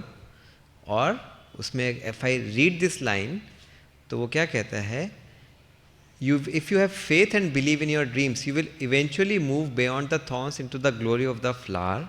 Keep staring at the rose, savor its fragrance and think only about this wonderful object in front of you. जो उन्होंने भी आपको करवाया कि सिर्फ इसके बारे में सोचिए। उसके बाद क्या होगा, at first the other thoughts will enter your mind, but later on improvement will come quickly and soon your mind will grow strong and disciplined. मतलब जो हम सोचते हैं वो चीज़ हमें एक्सपीरियंस भी होने लग जाती है। ऐसा क्यों होता है? मेडिटेशन में हम क्या करते हैं? मेडिटेशन में हम जो सोचते हैं, जैसे भी उन्होंने आपको बताया कि मेडिटेशन में अगर आप एक पॉजिटिव एफर्मेशन लोगे तो वो एफर्मेशन आपके ब्रेन के सर्किट को चेंज करता है, वो आपका रियल कैरेक्टर बन जाता है। फॉर एग्ज़ाम्पल, सिर्फ अगर आप बैठकर सुबह अपने साथ ये रिपीट करते हो मन ही मन में, I am very peaceful, I am very powerful, I am happy, just मन में रिपीट करते हो, वो आपके अंदर हैप्पीनेस, पीस, पावर आ जाती है। और ये इसका साइंटिफिक रीज़न है, वो है mind does not differentiate between real and imaginary. इस एक्सपेरिमेंट के साथ समझेंगे, बहुत इंटरेस्टिंग है। आपको पता है डॉक्टर्स का काम ही क्या है साइंटिस्ट का? To experiment and to prove and disprove. तो उन्होंने क्या किया, एक मंकी को लिया न्यूरो साइंटिस्ट ने, उसको एक बनाना दिया और बनाना खाते हुए उसकी ब्रेन की मैपिंग की और देखा कि उसके ब्रेन के कौन से एरियाज एक्टिवेट हो गए, ठीक है, फंक्शनल एमआरआई से चेक किया। अब उन्होंने क्या किया, एक और मंकी लिया, उसको बनाना खिलाया और first monkey was only watching at the other monkey, और फिर जो वॉच कर रहा था उसका ब्रेन का स्कैन निकाला and they were surprise to see कि जब सिर्फ वो वॉच भी कर रहा था ना तो सेम ब्रेन के एरियाज एक्टिवेट हुए। इससे उन्होंने ये कंक्लूजन निकाला कि जब आप सिर्फ एक एक्टिविटी को ऑब्जर्व भी कर रहे हो, वॉच भी कर रहे हो या उसका एक विजुअलाइजेशन भी कर रहे हो, तो वो वही काम करता है जैसे आप वो रियल में कर रहे हो, वो वही काम करता है जैसे आप रियल में कर रहे हो। Very very important, very important, and this is the reason for post traumatic stress disorder and depression. कैसे? आज किसी के साथ कोई हादसा हुआ, बाइक रोड एक्सीडेंट हो गया या किसी लव्ड वाज ने शरीर छोड़ा, अब वो व्यक्ति उसको बार बार ही अपने माइंड में सोचता है ऐसा हुआ, या किसी ने छोटी सी बात है, छोटी एज स्मॉल एज किसी ने किसी को डांट दिया, मेंटल अब्यूज़ किया, टॉर्चर किया, वो हो गया, लेकिन वो बार बार उसको रिक्रिएट कर रहा है अपने माइंड में, ऐसा हुआ था, ऐसा हुआ था, ऐसा हुआ था। माइंड ब्रेन के लिए उसके लिए वही चीज़ एज इफ रियल में हुई है वो होगा, और वो वही उसका सर्किट रीइंफोर्स करता रहेगा। मतलब बाहर एक बार ही हुआ, लेकिन जितनी बारी आपने माइंड में उस चीज़ को इमेजिन किया वो ब्रेन के लिए वही वैसे ही है जैसे सामने हुआ हो। Very very important.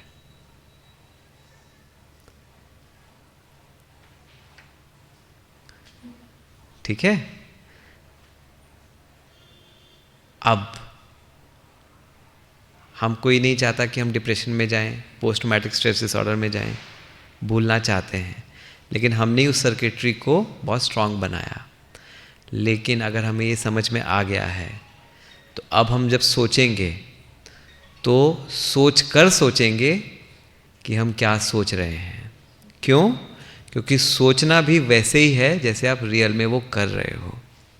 For example, आपको किसी पे गुस्सा आ रहा है, अपने हस्बैंड पे, वाइफ पे, बच्चे पे, एम्प्लॉय पे, आपने बाहर से नहीं बोला, सिर्फ मन में किया, लेकिन एक्चुअली में इट इज़ इक्वलेंट टू आपने बाहर गुस्सा किया। समझ रहे हो?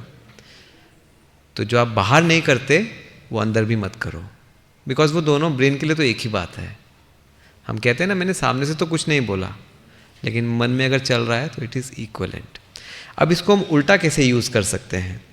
अगर हम एक नेगेटिव चीज़ को बार बार सोच के डिप्रेशन में जा सकते हैं, तो क्या हम एक पॉजिटिव चीज़ को सोच सोच के पॉजिटिव नहीं हो सकते?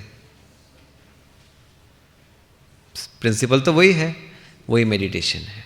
तो मेडिटेशन में ऐसा नहीं है कि हम चुप होके बस साइलेंट हो जाते हैं। नो, मेडिटेशन में हम पॉजिटिविटी अपने अंदर लेके आना चाहते हैं। मेडिटेशन में पॉजिटिविटी कैसे आएगी? जब हम उस चीज़ को, वो पॉजिटिव चीज़ को बार बार अपने अंदर माइंड में रिपीट करेंगे। तो इसीलिए यहाँ पर राजयोगा मेडिटेशन में कभी ऐसा नहीं सिखाते कि आप बिल्कुल चुप हो जाओ, बस वो तो साइलेंस है। अभी आप 1 मिनट के लिए साइलेंट हुए, पावर मिली, लेकिन उससे आपके अंदर जो क्वालिटी चाहते हो वो नहीं आएगी। वो तो सिर्फ थोड़ी देर के लिए एस्केप हो गए, माइंड को साइलेंट कर दिया। लेकिन जो अगर पॉजिटिव क्वालिटी चाहते हो, अपने गुस्से को पीस में बदलना चाहते हो, वीकनेस को स्ट्रेंथ में बदलना चाहते हो, सैडनेस को हैप्पीनेस में बदलना चाहते हो, तो उन वर्च्यूज़ को एक्टिवली आपको अपने माइंड में विजुलाइज करना होगा। और यही फ़ायदा हमें गॉड ने दिया। कैसे? अब बाहर कुछ भी चल रहा है, बाहर पेशेंट्स हैं, लेकिन मैं अपने माइंड में एनी टाइम कहीं पर भी बैठ के एक पॉजिटिव विजुअलाइजेशन कर सकता हूँ। For example, creative imagination. मैं कहीं पर भी बैठ के, मुझे बहुत पेन हो रहा है, लेकिन अगर मैं साइलेंट होकर सिर्फ एक हैप्पीनेस का अपने अंदर सोचता भी हूँ, तो वो जैसे बाहर हैप्पीनेस है, मेरे लिए वो इक्वलेंट है। समझ में आ रहा है? अगर मैं अपने माइंड में, आप यहाँ पर समझ लीजिए कि बहुत सैड एनवायरनमेंट है, लेकिन मेरे माइंड में मैं क्या सोच रहा हूँ कि मैं हैप्पी हूँ, तो मेरे लिए एक्चुअली में बाहर कुछ भी है वो इमैटेरियल हो गया, और मेरे लिए बाहर भी एज इफ हैप्पीनेस ही है। बहुत डीप है ये। तो बाहर कुछ भी चल रहा है, लेकिन जो मेरे माइंड में चल रहा है एक्चुअली में वो मेरा वर्ल्ड है। तो बाहर कोई चिल्ला सकता है, कोई रो सकता है, कोई कितना भी शोर हो सकता है, बट अगर मेरे माइंड में मैंने अपने साइलेंस क्रिएट किया हुआ, विजुअलाइजेशन साइलेंस का है, तो मेरे लिए बाहर साइलेंस ही है। तो वर्ल्ड होके भी नहीं है। जो आपने कभी सुना होगा ना, ये सब मिथ्या है, ऐसा बोल देते हैं ना लोग, लेकिन उसका मीनिंग ये है, साइंटिफिक मीनिंग। हम लोग साइंटिफिक पीपल हैं, हमें साइंस समझ के उनको बताना है। Why should these people teach us? हम लोग साइंटिस्ट हैं, हम इन चीज़ों को समझ के साइंटिफिक माइंड से बताएं। You all become teachers, spiritual doctors, spiritual plus medicine, when it combines it can create magic, क्योंकि आपका वो एक साइंटिफिक माइंड है, आप समझ के करते हो। तो मिथ्या कैसे हो गया? बाहर कुछ भी चल रहा है, लेकिन अगर अपने माइंड को आपने उसके ऑपोजिट जो भी आप चाहते हो एक्सपीरियंस करना, वो माइंड में क्रिएट करो, बाहर की चीज़ इमटेरियल हो जाती है। अब मैं अपने पेशेंट्स को जब देखता हूँ तो मैं पहले से प्रिपेयर्ड रहता हूँ, मुझे पता है कि वो पेन लेकर आएंगे, बट मैं पहले से ही प्रिपेयर हो जाता हूँ, अपने माइंड में क्रिएट करता हूँ थॉट कि जब वो पेन दे रहे होंगे तो मैं उनको यहाँ से ब्लेसिंग्स दूंगा कि इनका पेन कम हो जाए। तो वहाँ से पेन की फीलिंग आ रही है, rather than taking that pain in, उस पेन को मैं फील बिल्कुल नहीं करता हूँ। जैसे ही वो पेन दिखाई देता है, वो बोलते हैं, मैं इमीडिएटली उनको हीलिंग की वाइब्रेशन भेजता हूँ। इट्स ओके, आपका पेन ठीक हो जाए, इट्स ओके, प्रॉब्लम है, खुश होके सहन कर लीजिए, दैट्स ओके। सबके लाइफ में प्रॉब्लम्स हैं, हैप्पीनेस ही ठीक है, हैप्पीनेस से ही फ़ायदा है। तो मुझे वो कंज्यूम भी नहीं होता है और मैं उनका डबल ट्रीटमेंट कर पाता हूँ। I will share one personal experience. अभी 15 दिन पहले ही हमारे पास मथुरा के एक बड़े पुरोहित एडमिट हुए। मैं बस राउंड पर गया, मैंने उनको बस हाथ रखा उनके ऊपर, एंड उन्होंने क्या बोला, कहते कि जब आपने मेरे ऊपर हाथ रखा ना तो मुझे ऐसा लगा मेरी 50% बीमारी दूर हो गई। उनको ये नहीं पता कि मैं ब्रह्मा कुमारीज में मेडिटेशन करता हूँ या फिर मैं स्पिरिचुअल प्रैक्टिस करता हूँ, उनको कुछ भी नहीं पता है। उनके लिए मैं सिर्फ एक डॉक्टर हूँ। सिर्फ एक हाथ रखा, उन्होंने कहा, मेरे को ऐसा लगा कि मेरी 50% बीमारी ठीक हो गई। क्यों? मेरी वाइब्रेशंस उनके लिए वो थी, इनकी बीमारी ठीक हो जाए, वो उन्होंने कैच कर ली, क्योंकि वो पुरोहित थे, लर्नेड पर्सन थे, कैच कर लिया। एक गर्ल आई, वो बाहर रो रही थी ओपीडी के बाहर, तो झगड़ा हो रहा था गार्ड से। मैंने कहा क्या हुआ? तो उसको बुलाया गया, कहते सर ये आपसे मिलने नहीं देते, जूनियर डॉक्टर के पास भेज रहे थे मुझे। मैंने कहा देखो सबको तो नहीं देख सकते, कंसल्टेंट सबको कैसे देखेगा, गवर्नमेंट हॉस्पिटल है, तो इसलिए चलो कोई बात नहीं, आप बताओ क्या हुआ, पेपर दिखाओ आपका। कहती पेपर तो है नहीं मेरे पास। मैंने कहा पेपर नहीं रहा हो? कहती नहीं। मैंने कहा प्रॉब्लम क्या है? कहती कोई प्रॉब्लम नहीं है। तो फिर क्यों मिलना चाहते हो? कहती है सर वही तो मैं इनको कह रही थी, मैं बस सर की एक स्माइल देखना चाहती हूँ, सर की स्माइल से मेरा दिन बन जाए। मैं तो this is the power which we have forgotten. हम दवाई तो देते हैं, अच्छा डॉक्टर जो दोनों चीज़ करता है उसका डबल ट्रीटमेंट काम करता है। और ये जो क्रिएटिव इमेजिनेशन की पावर है ना, विजुअलाइज करने की, ताकि हम बाहर की नेगेटिविटी को डॉज कर सकें। बाहर कुछ भी चल रहा है, आज यहाँ पर कुछ भी चल रहा हो, लेकिन अगर मैंने अपने माइंड में विजुअलाइज कर लिया कि मुझे ये इस फीलिंग में रहना है, तो बाहर कुछ भी हो वो मुझ पर असर डाल नहीं सकता। और वो योगी की स्टेट होती है। एक्चुअली योगी कुछ नहीं है, योगी जो दिखाते हैं ना आंख बंद करके, आंख बंद करने का मतलब ये है कि वो अपने अंदर का वर्ल्ड उसने खुद बनाया हुआ है, वो बाहर के वर्ल्ड से अफेक्ट नहीं हो रहा है। That is a simple meaning. Eyes close करने का मतलब ये नहीं है। तो यहाँ पर हम आइज़ क्लोज करना भी नहीं बोलते। यहाँ पर आप सुनोगे मेडिटेशन तो आइज़ क्लोज करने की ज़रूरत ही नहीं है। विजुअलाइजेशन तो आँख खोल के भी कर सकते हो ना, जिसको कहते हैं कि दिन में ख्वाब देखना। अच्छा ये बताइए, कभी आपने सुना है कि किसी बिल्ली को ख्वाब आया, ख्याल आया, या कुत्ते ने ख्याल किया? ख्याल किसको आता है? इंसानों को आता है। और वही क्योंकि हमारे अंदर ये इमेजिनरी न्यूरॉन सिस्टम्स होते हैं इमेजिनेशन करने के।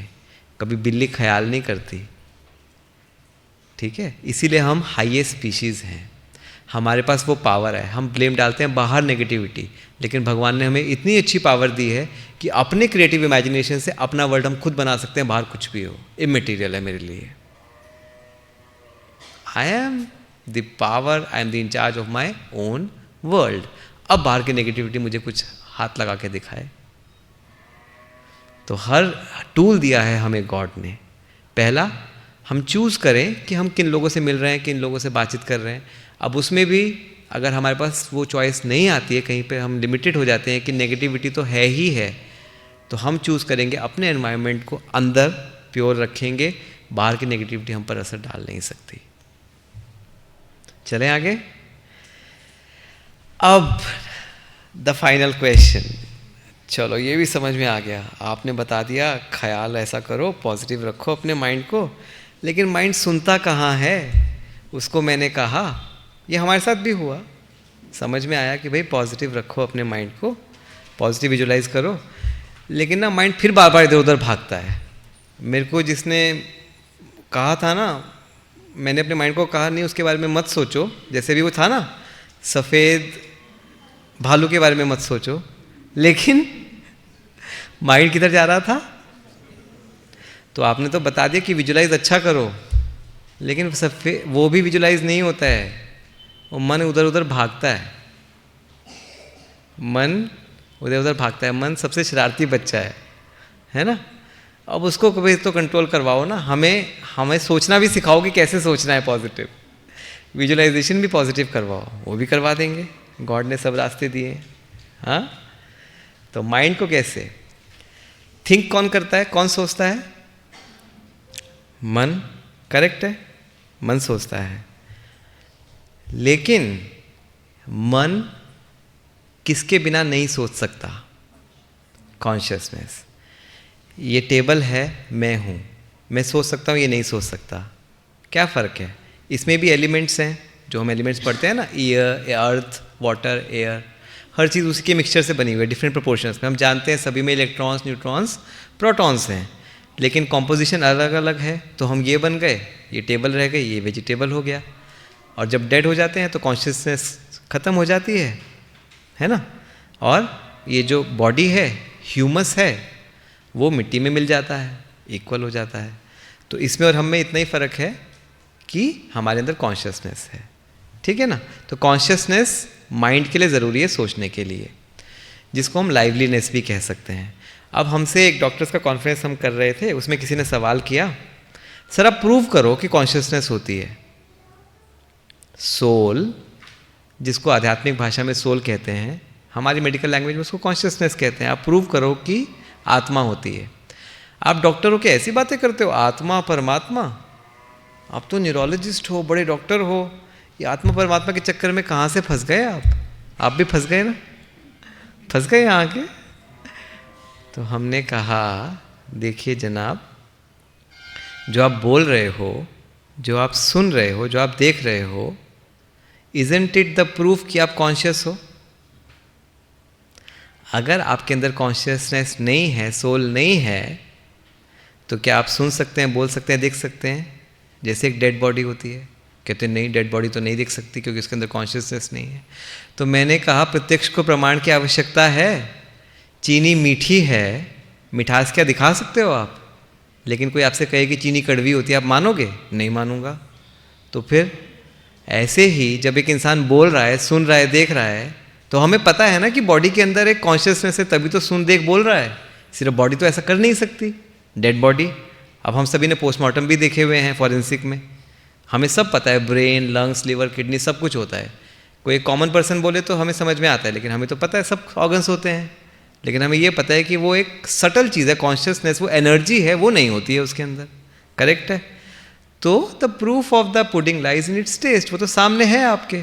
कहते हैं हाँ, तो इसलिए आत्मा परमात्मा कोई सुपर नेचुरल चीज़ें नहीं है, वो है ही है। तो वही चीज़ स्पिरिचुअल वर्ल्ड की सोल है। और ब्रेन क्या है? ब्रेन वो सोल, जो एनर्जी है। ब्रेन हमारी पूरी बॉडी को कंट्रोल करता है, तो हम जानते हैं। तो वो बॉडी को कैसे कंट्रोल करेगी soul, consciousness? Through mind, brain. तो ब्रेन वो मास्टर ऑर्गन है। इन अदर वर्ड्स, कॉन्शियसनेस जो सोल है, वो अपने आप को कैसे, अब वो सोल है, सोल को एक माध्यम चाहिए अपने आप को मैनिफेस्ट करने के लिए। फॉर एग्जाम्पल, बहुत आसान है समझना आत्मा का ज्ञान। ये एक वायर है जो ऊपर ट्यूब में जा रही है या फैन में जा रही है, करेक्ट है। अब इसमें करंट ना हो तो क्या ट्यूब जलेगी? नहीं। और अगर वायर ना हो, सिर्फ करंट हो, तो जल सकती है, राइट। तो करंट के साथ वायर होना ज़रूरी है। ऐसे ही सोल वो करंट है, एनर्जी है, और वायर क्या है? बॉडी है। इसीलिए जब वायर में करंट नहीं होता हम क्या कहते हैं? Dead wire. और जब करंट होता है क्या कहते हैं? हाथ मत लगाना, ये लाइव वायर है। ऐसे ही ये लाइव बॉडी और डेड, तो वो एनर्जी क्या है? वही सोल है। इजी है। लेकिन सोल बिना, जैसे करंट बिना वायर के काम नहीं कर सकता, ऐसे ही बिना बॉडी के सोल काम। हमने बॉडी को ट्रीट करना तो सीख लिया, लेकिन सोल को ध्यान नहीं दिया। दोनों ज़रूरी है ना। आज हम यही सीखने आए हैं, ठीक है। थोड़ा सा आगे बढ़े। 5-10 मिनट हैं आपके पास, या स्टॉप करें यहाँ? जब आप कहेंगे स्टॉप करेंगे, क्योंकि आपका टाइम इंपॉर्टेंट है। लेकिन आज संडे है, आप देख लीजिए जैसे आपको ठीक लगे। कंटिन्यू कर सकते हैं। हमारे चेयरपर्सन्स क्या कहते हैं, करें? Okay, with the permission of the chair हम 5-10 मिनट और करेंगे, then will stop and take your questions. I am sure, क्योंकि ऐसा सब्जेक्ट है, you will have lots of questions. Consciousness. अब सोल वर्ड अगर बोलने में शर्म आए, लगे कि कौन सी आत्मा बात कर रहे हैं, तो हम थोड़ा सोफिस्टिकेटेड टर्म यूज़ कर देते हैं, कॉन्शियसनेस। जैसे आपको पता है, पहले हम बोलते थे साइकोजेनिक सीजर्स, अब साइकोजेनिक वर्ड नहीं बोलते, क्योंकि मेडिकल फ्रेटर्निटी ने कहा ये बहुत डेरोगेटरी टर्म है, नेगेटिव टर्म है। किसी को आप साइको बोल रहे हो, पागल है क्या वो? नो, हम उसको अब टर्म यूज़ करते हैं functional seizures, functional word use करते हैं, ठीक है। तो functional pain, functional paraparesis, functional chest pain, अब साइकोजेनिक वर्ड यूज़ नहीं करते, ठीक है। तो ऐसे ही सोल को हम कॉन्शियसनेस एक फैंसी टर्म बोल दिया। क्या सभी के अंदर वो जो लाइवलीनेस है सबके अंदर है? ये तो पता है, नॉन लिविंग में नहीं है, लिविंग में सबके अंदर है, ठीक है। क्या वो सेम है या अलग अलग है? कैसे बताना पड़ेगा फिर आंसर, कैसे अलग अलग है और कैसे सेम है? भाई जिंदा तो सभी है ना, तो कॉन्शियसनेस तो सभी के अंदर है, अलग अलग कैसे है वो? वेरी गुड, बहुत होशियार है। लेकिन आंसर यहाँ से आ रहे हैं सारे, देख लो। हमें याद है, जस्ट शेयर करते हैं क्योंकि आप अपने ही लोग हैं, मेडिकल फ्रेटर्निटी हैं। हम अपने कॉलेज के टॉपर थे, लेकिन डिस्क्लेमर है उसमें, बॉयज़ के टॉपर्स थे। 2 लड़कियाँ 2 गर्ल्स हमसे आगे थी। कारण क्या था? गर्ल्स ऑब्वियसली स्मार्ट होती है, उनकी हैंडराइटिंग बहुत अच्छी होती है। तो वो जब पेपर आंसर शीट लिखते थे तो अंडरलाइन करना और डायग्राम बनाना, ये स्पेशलिटी होती है, वो भी क्वालिटी है। तो एग्जैक्टली, तो हम सभी कॉन्शियसनेस हैं। तो यहाँ पर जो आपको एग्जाम्पल भी दिया, तो कॉन्शियसनेस जैसे क्वालिटी होती है, क्वालिटी का भी अपना एक महत्व है। तो हम कॉन्शियसनेस प्लांट्स में भी है, जिंदा वो भी होते हैं, हम जानते हैं, लिविंग होते हैं। एनिमल्स में भी है, हम में भी है। लेकिन फ़र्क क्या है? हम कहते हैं हम हायर कॉन्शियस बीइंग्स हैं, कहते हैं ना, we are higher consciousness beings. क्यों हायर, कैसे? तो कॉन्शियसनेस में सिर्फ एक अवेकन, अराउजल रिस्पॉन्स कि हम सुन सकते हैं, देख सकते हैं, बोल सकते हैं, उतना ही काफ़ी नहीं है, वो तो जानवर भी। कंटेंट क्या है, उस पर भी कॉन्शियसनेस की क्वालिटी डिपेंड करती है। तो आपका माइंड सेट, इंटेलेक्ट कैसा है आपका, आपकी जजमेंट पावर कितनी अच्छी है, तभी तो हम कहते हैं ये हाई क्वालिटी कॉन्शियसनेस है। हम उस लेक्चर में नहीं जाएंगे क्योंकि वो पिछले बारे में आपको बता दिया है कि हम एक कॉन्शियसनेस हैं, बॉडी नहीं है। वो तो आपने देख लिया था यहाँ, वो ब्यूटीफुली उन्होंने एक्सप्लेन कर दिया कि ये मेरा हाथ है, ये मेरी बॉडी है, मैं कॉन्शियसनेस हूँ। तो कॉन्शियसनेस, मेरी क्वालिटी कैसी है कॉन्शियसनेस की, वो अलग अलग होगी, करेक्ट है। अब हम क्या चाहते हैं, हम शर्ट खरीदने जाएंगे, पैंट खरीदने जाएंगे, एक जगह सियाराम रेमंड का मिल रहा है, एक जगह लोकल मिल रहा है, किसको प्रेफर करोगे आप? करेक्ट, लोकल को तो नहीं करोगे। ऐसे ही हर कोई किसको पसंद करेगा, एक हाई क्वालिटी कॉन्शियसनेस को या लो क्वालिटी को? अब हम कपड़े तो बहुत अच्छे अच्छे पहन के जाते हैं, जब सुबह रेडी होके जाते हैं ना, तो देखो, अरे क्या ड्रेसअप होके आते हैं डॉक्टर्स, अच्छे से मेकअप होता है। ऐसा नहीं है, हमारे हॉस्पिटल में हम देखते हैं बहुत अच्छे से ड्रेसअप होके आते हैं, तैयार होते हैं ना, बाल बनाएंगे, शेव करेंगे, अच्छे से ड्रेसअप। आज सब यहाँ पर आए तो अच्छे से ड्रेसअप होके आए। ये थे बॉडी की ड्रेसिंग अप, हाई क्वालिटी कपड़े, वेरी गुड, बहुत अच्छा सूट पहना है, बहुत अच्छी आपने सूट, आपने साड़ी पहनी है, राइट। लेकिन अंदर की क्वालिटी का क्या? हमारे साथ एक बॉडी है और एक अंदर कॉन्शियसनेस है, क्या उसकी क्वालिटी को भी हमने हाई क्वालिटी रखा? क्या वो क्वालिटी भी रेमंड और सियाराम की है? क्या वो है? इसीलिए कहते हैं ना कि ऊपर से तो बहुत अच्छे दिख रहे थे, लेकिन जैसे ही मुंह खोला असलियत सामने आ गई। एक पेशेंट आता है, उसको चिल्लाने का हक है, वो रोता है, पीटता है, कई बार गुस्सा भी करता है, लोग उसके ऊपर उंगली नहीं उठाते। लेकिन वहीं पर अगर डॉक्टर चिल्लाने लगे ना, डॉक्टर मिसबिहेव करने लगे, तुरंत सारी उंगलियां डॉक्टर के ऊपर हो जाती हैं, सारे प्रेस वाले आ जाएंगे। Why? Because you are expected to be the elite class, you are expected to be the elite class. इसलिए तो हम अच्छे से ऐसे ही थोड़ा ना कपड़े, कोई बरमुडाज में, पायजामाज में ऐसे ही उठ के आ गए। पेशेंट्स तो आ जाते हैं, चप्पल में भी आ जाते हैं, हम थोड़ी ना जाते हैं ऐसे, because we are the elite class. तो हमें सिर्फ बाहर से एलीट नहीं बनना, अंदर से भी एलीट बनना है। अभी तक हमने बॉडी का बहुत ध्यान रखा, हमने भी रखा, लेकिन जब से हमें समझ में आया कि बॉडी के साथ साथ एक कॉन्शियसनेस भी है, जिसको उसको भी मुझे एलीट बनाना है, तभी I will be a complete elite class. तब हमने अपने संस्कारों पर काम करना शुरू किया, और एक कॉन्शियसनेस जो हमारे माइंड में है, ब्रेन है, इसको प्योरीफाई करना शुरू किया। अब एक लास्ट क्वेश्चन आपसे, फिर हम आगे क्लोज करेंगे। कॉन्शियसनेस जो है हमारी, क्या वो सबके अंदर जो है कॉन्शियसनेस, वो इंडिपेंडेंट ऑफ ब्रेन है? कहने का मतलब, अगर जैसे ब्रेन डेड हो गया, कोई डेथ हो गई, तो वो कॉन्शियसनेस भी ख़त्म हो जाती है या वो रहती है? कहाँ रहती है? जंगलों में? कहाँ जाती है? विक्रम बेताल के पास? भूत प्रेत बन जाती है? क्या होता है उसका? इन अदर वर्ड्स, आप कैसे कहोगे, कैन यू से दैट कि अगर ब्रेन नहीं भी है तो भी कॉन्शियसनेस एग्जिस्ट कर सकती है? मतलब आत्मा बिना शरीर के हो सकती है। शरीर खत्म हुआ तो उसके साथ उसकी कॉन्शियसनेस, आत्मा भी वहीं देयर एंड देयर, उसका भी राम नाम सत्य हो गया, या वो रहती है?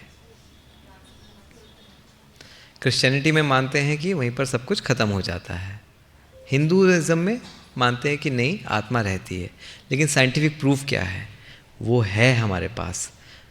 कैसे कॉन्शियसनेस ख़त्म नहीं होती, ट्रांसफ़र होती है बाय चाइल्ड प्रोडिजी। आपको पता है गूगल बॉय, हिंदुस्तान का गूगल बॉय, जिसने बहुत कारनामे दिखाए। ऐसे ऐसे एग्जाम्पल्स हैं जिसमें हमने देखा कि छोटे छोटे बच्चे, उन्होंने ऐसे ऐसे काम किए, पियानो, ऐसे ऐसे सब्जेक्ट्स में वो महारथी थे। बाय बर्थ कैसे वो हो गए? कहीं ना कहीं उनके पास वो पहले से वो क्वालिटीज़ थी। हमने देखा ना, कंटेंट ऑफ कॉन्शियसनेस वो ट्रांसफ़र हो गई नेक्स्ट बर्थ में, राइट। दूसरा, पास्ट लाइफ रिग्रेशन। उसमें क्या करते हैं कि हम पुराने कंटेंट को रिवाइव करते हैं। तो अगर पुराना कहीं था और वो नए बॉडी से रिग्रेस हम देख पा रहे हैं पुराना, तो इसका मतलब वो ट्रांसफ़र हुआ होगा, तभी तो हम पुराना देख पा रहे हैं। तीसरा, पास्ट लाइफ मेमोरीज। बहुत सारे एग्जाम्पल्स हैं, जैसे इसमें एक एग्जाम्पल दिखाया, एक सेलर था, जब वो बच्चा हुआ तो उसने शेयर किया कि मैं पिछले जन्म में सेलर था। तो इसका मतलब बॉडी तो ख़त्म हो गई थी उस सेलर की, लेकिन वो कॉन्शियसनेस ट्रांसफ़र हो गई। तो आत्मा अमर है। अब नहीं बोलना डॉक्टर्स की आत्मा हमें नहीं पता क्या है, अब आपको पता है। Now you are even more learned than those yogis. कहते हैं ना, आत्मा को जान लिया, सब कुछ जान लिया। और आपने देखो 1 घंटे के सेशन में आत्मा को आसानी से जान लिया। तो अभी तक हमने क्या देखा कि हम एक कॉन्शियसनेस हैं जो इस दुनिया में आए हैं इस फिजिकल बॉडी के थ्रू अपना पार्ट प्ले करने। कॉन्शियसनेस ट्रांसफ़र हो सकती है एक बॉडी से दूसरी बॉडी में, और it's the time to correct our mistake from being body conscious. सब चीज़ बॉडी फोकस था, to now soul conscious. Soul पर हमें ध्यान देना है। और अब अगर हमने अपने आप को सोल समझा, तो हम उन वर्च्यूज़ पर ध्यान देंगे, क्योंकि अभी तक बॉडी समझा तो हम बॉडी के जो कंफर्ट्स हैं, क्या अच्छा मकान होना चाहिए, अच्छा खाना होना चाहिए, अच्छे कपड़े होने चाहिए, ये सब पे ध्यान दिया। लेकिन अब हमने सोल भी समझा, तो सोल के जो वर्च्यूज़ हैं, और सोल के क्या वर्च्यूज़ हैं, ये वो 7 वर्च्यूज़ हैं, सतो गुण बोलते हैं जिनको। 7 का बहुत बड़ा महत्व है। 7 जो है ना, 7 नंबर का स्पिरिचुअल वर्ल्ड में बहुत बड़ा महत्व है। अब देखो कितने दिन होते हैं एक हफ्ते में, 7 सोमवार करते हैं लेडीज़, करते हैं ना। 7 गुण होते हैं, सतो गुण होते हैं, सप्त ऋषि होते हैं। सप्त ऋषि एक्चुअली वही है, वो गुणों का सिंबॉलिक है। वो सारे डिटेल्स जैसे जैसे आप अगर ये ज्ञान लेते हैं, वेरी वेरी इंटरेस्टिंग। जब हमने ये पढ़ना शुरू किया ना, ये ज्ञान लिया राजयोगा का, पहले नॉलेज है फिर मेडिटेशन, तो हमें इतना अच्छा लगा। हमारे जो हम समझते थे, जो अभी तक हमें बचपन से सुनते आए, वो क्लियर हो गए कि ये क्यों है, कैसे है। तो ये जो 7 वर्च्यूज़ हैं, फिर हम इनको ध्यान देते हैं, राइट। तो द वर्डिक्ट, वर्डिक्ट मतलब फैसला। फैसला क्या है? द वर्डिक्ट इज कि जो सोल है that is the player, actually में वही प्लेयर है, और वो माइंड की कंट्रोलर है। बॉडी का कंट्रोल कौन है? ब्रेन। ब्रेन को चला कौन रहा है? हमारा मन। लेकिन मन के ऊपर कौन है? सोल। और सोल के ऊपर कौन है? Supreme soul. Very good, God. ये साइकिल है। तो गॉड से पावर लेकर सोल रिचार्ज होती है, सोल रिचार्ज होकर माइंड को कंट्रोल करती है, और मन जीते तो जगत जीते, और फिर हमारे सभी एक्शंस अच्छे होते हैं। और एक्शंस अच्छे होंगे, as you sow shall you reap. जो आप करोगे वो मिलेगा, लॉ ऑफ कर्मा कहता है, ठीक है ना। तो एवरीथिंग फॉल्स इन प्लेस। तो आगे से ये नहीं कहना स्ट्रेस तो होता ही है, एंग्जाइटी तो होती ही है, ये नेचुरल कंडीशनिंग जो हमने कर दिया है, इसको ब्रेक करना है। हम खुश कहते हैं, हमें को खुश रहना है, और क्रिएट कर रहे हैं स्ट्रेस को। मतलब जाना मुझे नॉर्थ पोल है, और अपने कदम में बढ़ा रहा हूँ साउथ पोल। इससे महामूर्खता क्या होगी? लेकिन हम डॉक्टर्स ऐसे मूर्ख नहीं है ना। हम तो, डॉक्टर का मतलब क्या होता है? डॉक्टरे जो वर्ड आया ना, लैटिन वर्ड है टू टीच। तो आप सबको ये टीचर बनना है। You have to take a pledge with me, क्योंकि आपने डॉक्टर प्रोफेशन लिया है। डॉक्टर का मतलब सिर्फ फिजिकल डिजीज को ठीक करना नहीं है। डॉक्टर प्रैक्टिस करता है, जॉब नहीं करता। स्पिरिचुअल प्रैक्टिस होती है। Doctor is a teacher, holistic teacher. तो उसको केवल फिजिकल डिजीज़ ठीक नहीं करनी, उसको मेंटल डिजीज़ भी ठीक करनी है, जो आज इतनी रैम्पेंट हैं। डिप्रेशन, एंग्जाइटी, इंसोम्निया बहुत ज़्यादा है, और ये बीमारियों ने हम डॉक्टर्स को भी कहीं ना कहीं असर डाल दिया है। तो पहले खुद की हीलिंग करेंगे हम, राजयोगा मेडिटेशन सीख के, नॉलेज लेके मेडिटेशन सीख के, और खुद हीलिंग करके हीलर बनेंगे, और फिर मैजिकल क्योर दे पाओगे अपने पेशेंट्स को। सिर्फ फिजिकल डिजीज़ उनकी नहीं ठीक करोगे, ओवरऑल उनको ठीक करोगे।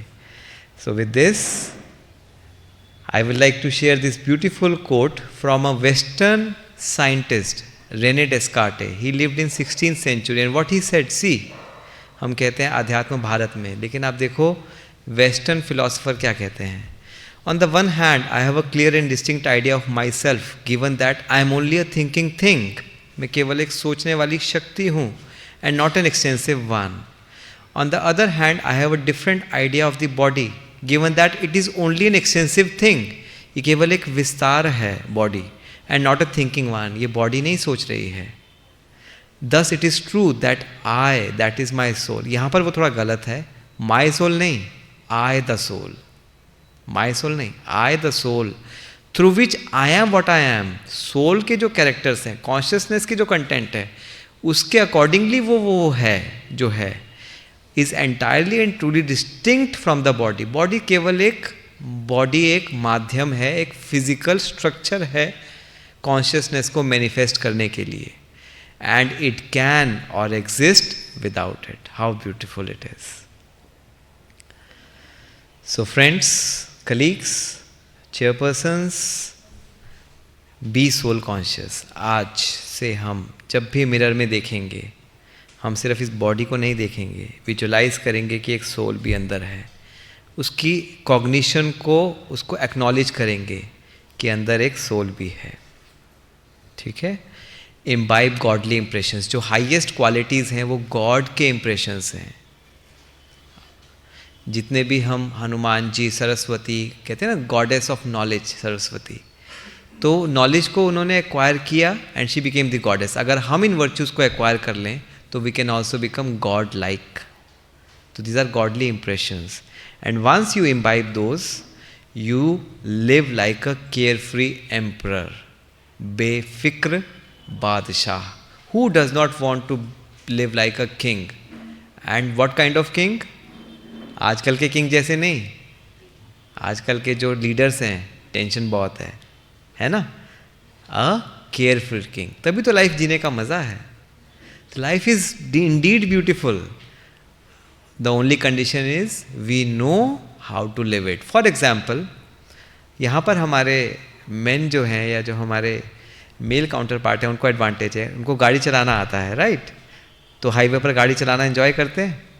अब वही गाड़ी जिनको हमारे जो लेडीज़ हैं, हमारे मैडम हैं, उनको दे दी जाए, वो कैसे चलाएंगे? अरे बहुत डर लग रहा है, बहुत डर लग रहा है, अभी कैसे, अभी कैसे? मज़ा आएगा गाड़ी चलाने में? नहीं आएगा। क्यों? मज़ा क्यों नहीं आ रहा है आपको? क्योंकि आपको चलानी आती नहीं। लेकिन एक बार अगर आप सीख लो तो कितना मज़ा आता है। ऐसे ही लाइफ को हमने जीना सीखा ही नहीं है। हमने बॉडी की साइंस तो पढ़ ली, लेकिन सोल एक्चुअली में जो हम रियल सेल्फ हैं उसकी साइंस को हमने नहीं जाना। And Raj yoga mind it, believe me, it's the science. अगर आपने ये नहीं सीखा तो आपने अपने जीवन में अच्छा काम तो किया, लेकिन एक बहुत बड़ा प्रीशियस हिस्सा मिस कर दिया। With this I thank you for your kind attention. धन्यवाद।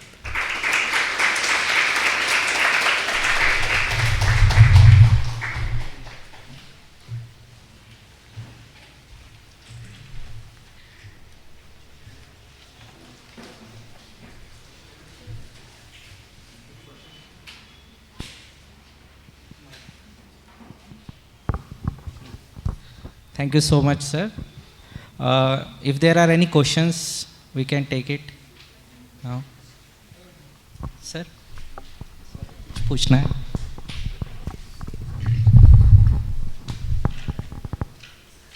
Consciousness is a soul. Consciousness Is a soul. is soul. As per this Raj Yoga, this thing. As per the true fact, not per as Raj Yoga. Consciousness Yes. is a medical Yes. terminology. Soul is a spiritual term. But you say that it is the consciousness or the soul is transferred to the other body. But in medical science, there is a genetic transfer. Genetic transfer is that पहले जो आदमी का behaviour है वो it may be a good और it may be destructive, that transfer in the other generations, that is a genetic transfers. In that way, suppose is one is a painter और one is a psychologist, one is some criminal, the same manners the genetically that gets transferred. Right. But there is a environmental these things. The environment में क्या होता है, environmental जो चीज़ें हैं वो आदमी को थोड़ा चेंज कर सकती है. Correct. So I got your point, sir. Genetics इसका कॉन्ट्रडिक्टरी है. सर का कहना है कि अभी हमारे बच्चे जो हैं उनको हमने जीन्स ट्रांसफ़र किया, तो अगर सोल ट्रांसफ़र हो रही है तो वो सोल के अपने एट्रीब्यूट्स आने चाहिए. जेनेटिक्स कैसे आ गया उसके अंदर, राइट? अब इसका आंसर देखिए. बहुत अच्छा क्वेश्चन है और इसका आंसर भी उतना ही अच्छा है. एक बच्चा है, वो पैदा हुआ अंबानी के घर में, और एक बच्चा पैदा हुआ एक रिक्शा पुलर के घर में. करेक्ट? ठीक है. किस बेसिस पर? किस बेसिस पर? उनके पास्ट कार्मिक अकाउंट, हम बोलते हैं कि इनके पास्ट कार्मिक अकाउंट थे। किसके अकाउंट थे? वो सोल या कॉन्शियसनेस के अकाउंट थे, जिसके बेसिस पर उसको वहाँ पर जन्म मिला। अब जेनेटिक्स कैसे हुआ? जेनेटिक्स ऐसे हुआ, मैंने अगर अच्छे काम नहीं किए हैं और जो ऐसा मेरा नेचर होगा, मान लीजिए मेरा नेचर है गुस्सा करने वाला, तो मैं किस फादर के यहाँ बॉर्न होऊंगा? जो गुस्सा करता होगा। तो इट सीम्स कि दोनों का कैरेक्टर सेम हो गया। तो ऐसा लगता है, it seems as if I have inherited that anger from my father, but no, my character is similar to his, that's why I am born in that family. इसीलिए कहते हैं कि आपने कर्म अच्छे नहीं किए होंगे, इसलिए इनके घर में पैदा हुए, राइट? तो कॉन्शियसनेस का अपना वो नेचर था, लेकिन नेचर का ऐसा व्यवस्था है कि वो उसी घर में आपको भेजेगा जैसा आप संस्कार आपने बनाया है। तो अगर आप अच्छा संस्कार बनाओगे इस जीवन में, तो आपको अच्छा घर मिलेगा। जो हम कहते हैं, अच्छे काम करोगे तो अच्छे घर में जाओगे, और बुरे काम करोगे, जैसा संस्कार बनाओगे वैसा घर। अब अगर जेनेटिक्स ही प्योर होता, अगर आपकी बात मैं मान लूँ, तो दैट मीन्स सारे जो मेरे एट्रीब्यूट्स हैं मेरे सन में आने चाहिए। But does it happen like that? We know that parent बहुत इंटेलिजेंट है, लेकिन बच्चा बिल्कुल ऑपोजिट है। पेरेंट बहुत शांत है, बच्चा अलग है। कहते हैं ना, फिर हमारे घर में तो ये नहीं था संस्कार, तुम्हारे अंदर कहाँ से आ गया?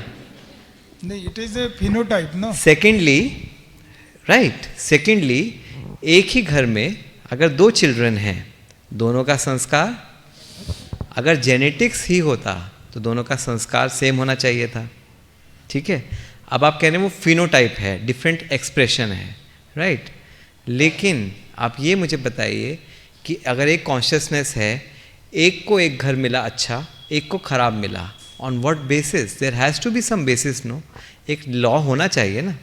तो आपको क्या ज़्यादा अपील करता है कि ये बच्चा जिसका संस्कार गुस्से वाला था, उसको भगवान ने किस घर में भेज दिया? जिसका वो फादर जो बनने वाला था वो भी गुस्से वाला होगा। अगर उसने काम अच्छे नहीं किए तो उसको कौन सा घर मिलेगा? जो घर थोड़ा सा लो होगा। तो उससे लॉ ऑफ कर्मा, ट्रांसफ़र सब सेटल हो जाता है। नहीं तो अभी मैं सोल जाके भगवान को शिकायत नहीं करूँगा, मुझे ऐसे घर में क्यों जन्म दिया, उसको अंबानी के घर में जन्म दिया, मुझे भी अंबानी के घर में जन्म देना था। Then God will say what? There has to be some law, no? दूसरा चीज़, इसीलिए वो एग्जाम्पल्स दिखाए ट्रांसफ़र। अगर वो सिर्फ जेनेटिक्स होता, सब कुछ मेरे जेनेटिक्स में होता, तो वो 2 साल की बच्ची पे पियानो कैसे बजा सकती थी? मेरे फादर में तो वो नहीं था क्वालिटी।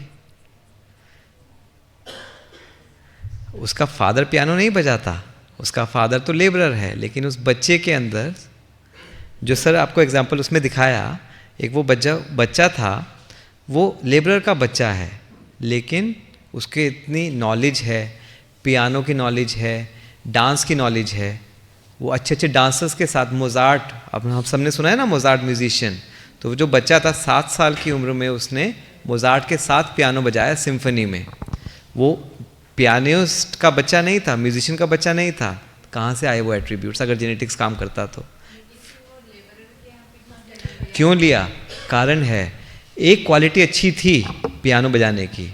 जैसे हम डॉक्टर हैं, लेकिन ज़रूरी नहीं है कि आप डॉक्टर अच्छे हो तो आपका ह्यूमन भी अच्छे हो सकता है एक बहुत गुस्से वाले डॉक्टर हो सकता है कि आप घर में बहुत मतलब अच्छा इलाज करते हो लेकिन ग्रीडी भी हो।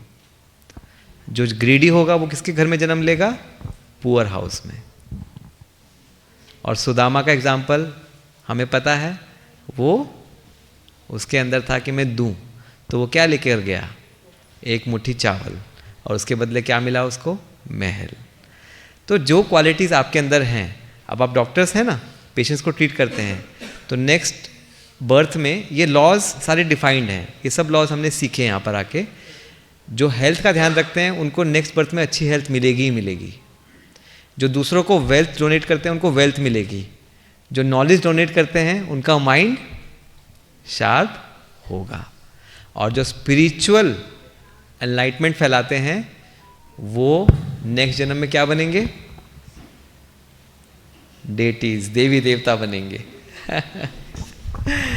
Okay. Yes, that is a law of attraction. Sir. ये जैसा भी स्पिरिचुअलिटी से जो आदमी का जीवन सफल होता है और समाज में शांति मिलती है, तो मुझे ऐसा लगता है कि अभी आज का जो सिनेरियो है अपने जो चल रहा है वो कोई बहुत अच्छा नहीं चल रहा है. तो ऐसा स्कूल करिकुलम से अपन ये चालू नहीं कर सकते क्या, ताकि जो जनरेशन डेवलप हुए वो जनरेशन में यानी पॉजिटिव एनर्जी आए और ज़्यादा ऐसे डिस्ट्रक्शननेस समाज का ख़त्म है. सर एग्जैक्टली यही मैं आपके मुंह से सुनना चाहता था. मैं स्कूल में जाऊंगा तो मेरी बात कोई नहीं सुनेगा. आप खड़े होके बोलोगे स्कूल में करिकुलम डालो, आप प्रेसिडेंट हो, आपकी बात लोग सुनेंगे, तो आपने मेरा काम खुद ही कर दिया. एग्जैक्टली. लेकिन उसके लिए पहले हमें और जानना है इसके बारे में, तभी तो हम स्कूल में बोल पाएंगे. एग्जैक्टली यही हमारा रोल था. I think your work is done. Thank you so much sir. Sir ने बोला ही है तो एक अनाउंसमेंट पहले कर देते हैं, बाद में थैंक्स गिविंग सेरेमनी करेंगे. आपने जैसे कहा स्कूल में या कॉलेजेस में ये हो सकता है क्या, तो आप सबको पता चली गया कि ये भी एक बड़ा स्कूल है. ये स्कूल नहीं है, ये यूनिवर्सिटी है जिसके 145 दीदी ने बताया 145 कंट्रीज़ में इसके सेंटर्स है, ब्रांचेस है. अगर हम सब भी अगर अपने आप को स्पिरिचुअल स्टूडेंट समझे और स्पिरिचुअलिटी में आगे जाना चाहते हैं, आज हमने ABC सीखा है केवल, मुझे ऐसा लग रहा है. अगर आप XYZ तक जाना चाहते हैं तो यहाँ पे फ्री ऑफ कॉस्ट 7 डेज़ का बेसिक कोर्स होता है. उसको हम क्रैश कोर्स में भी कन्वर्ट कर सकते हैं अगर हमारे पास टाइम नहीं है, 3 दिन या 5 दिन. पर आपको आपका समय निकालना पड़ेगा, केवल 1 घंटा रोज़. और उसके टाइमिंग्स हमने यहाँ पे रखे हैं सुबह 8 से 9 और शाम को 7 से 8. पर अगर ये टाइमिंग्स आपको सूट नहीं होते हैं तो आप हमको अपने टाइम बता सकते हैं, दूसरा कोई भी टाइम, क्योंकि डॉक्टर्स के पास थोड़ा टाइम का प्रॉब्लम होता है. और ये 7 डेज़ का कोर्स आप कर सकते हैं. स्पिरिचुअलिटी को और अच्छे से गहराई से समझ सकते हैं, क्योंकि कई लोगों के प्रश्न अभी भी शायद सॉल्व नहीं हुए होंगे और शर्माते भी है पूछने के लिए. तो आप अपने प्रश्नों का उत्तर यहाँ पे आके प्राप्त कर सकते हैं. तो कल से ही हम स्टार्ट कर देंगे. कल करे सो आज कर, ऐसा बोलते हैं हम करते कि जल्दी से जल्दी करें, तो कल से हम स्टार्ट कर देंगे. और अब तो प्रेसिडेंट साहब का भी सिग्नल मिल गया है सबको. तो आप सभी को आना है, मुझे ऐसा लग रहा है, और लांजेवार सर सबको लेके आएंगे तो इसी हॉल में कोर्स हो जाएगा, ऐसा मुझे लग रहा है. सर के लिए कुछ लिखा था मैंने. Sir, you have that magical words and smile which can close any negative file. Every spirit can get this licence. Meditation is also science and silence. ये सर ने हमको समझाया. I me and my brain, it's easy for each and every one to train. वो technique भी sir ने सिखाई. Our own creativity can give us a magical cure, जो topic है, if our intentions are natural and pure. तो thanks a lot to doctor Swapan Gupta sir. And lastly, I will like to invite Dr. Lanjewar sir, Giripunje sir, Nimbarte sir, IMA, IDN, Nima. Again, like to felicitate sir by giving memento, and also Raksha Didi. आपकी rhyming बहुत अच्छी है and it's spontaneous. See, thank you sir. और ये आपको पता है magic किसका है? This is the magic of Raj yoga meditation. वो आपकी क्रिएटिविटी को इतना बढ़ा देता है. Thank you so much.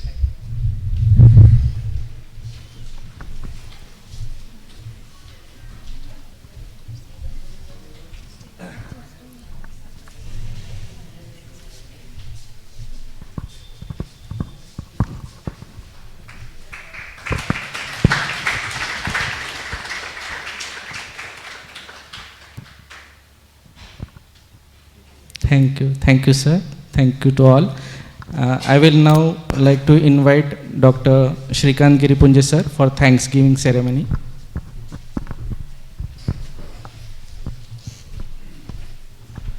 Dear friends, reflecting on the enlightening sessions we have experienced today on spiritual healing and well-being, I am filled with gratitude.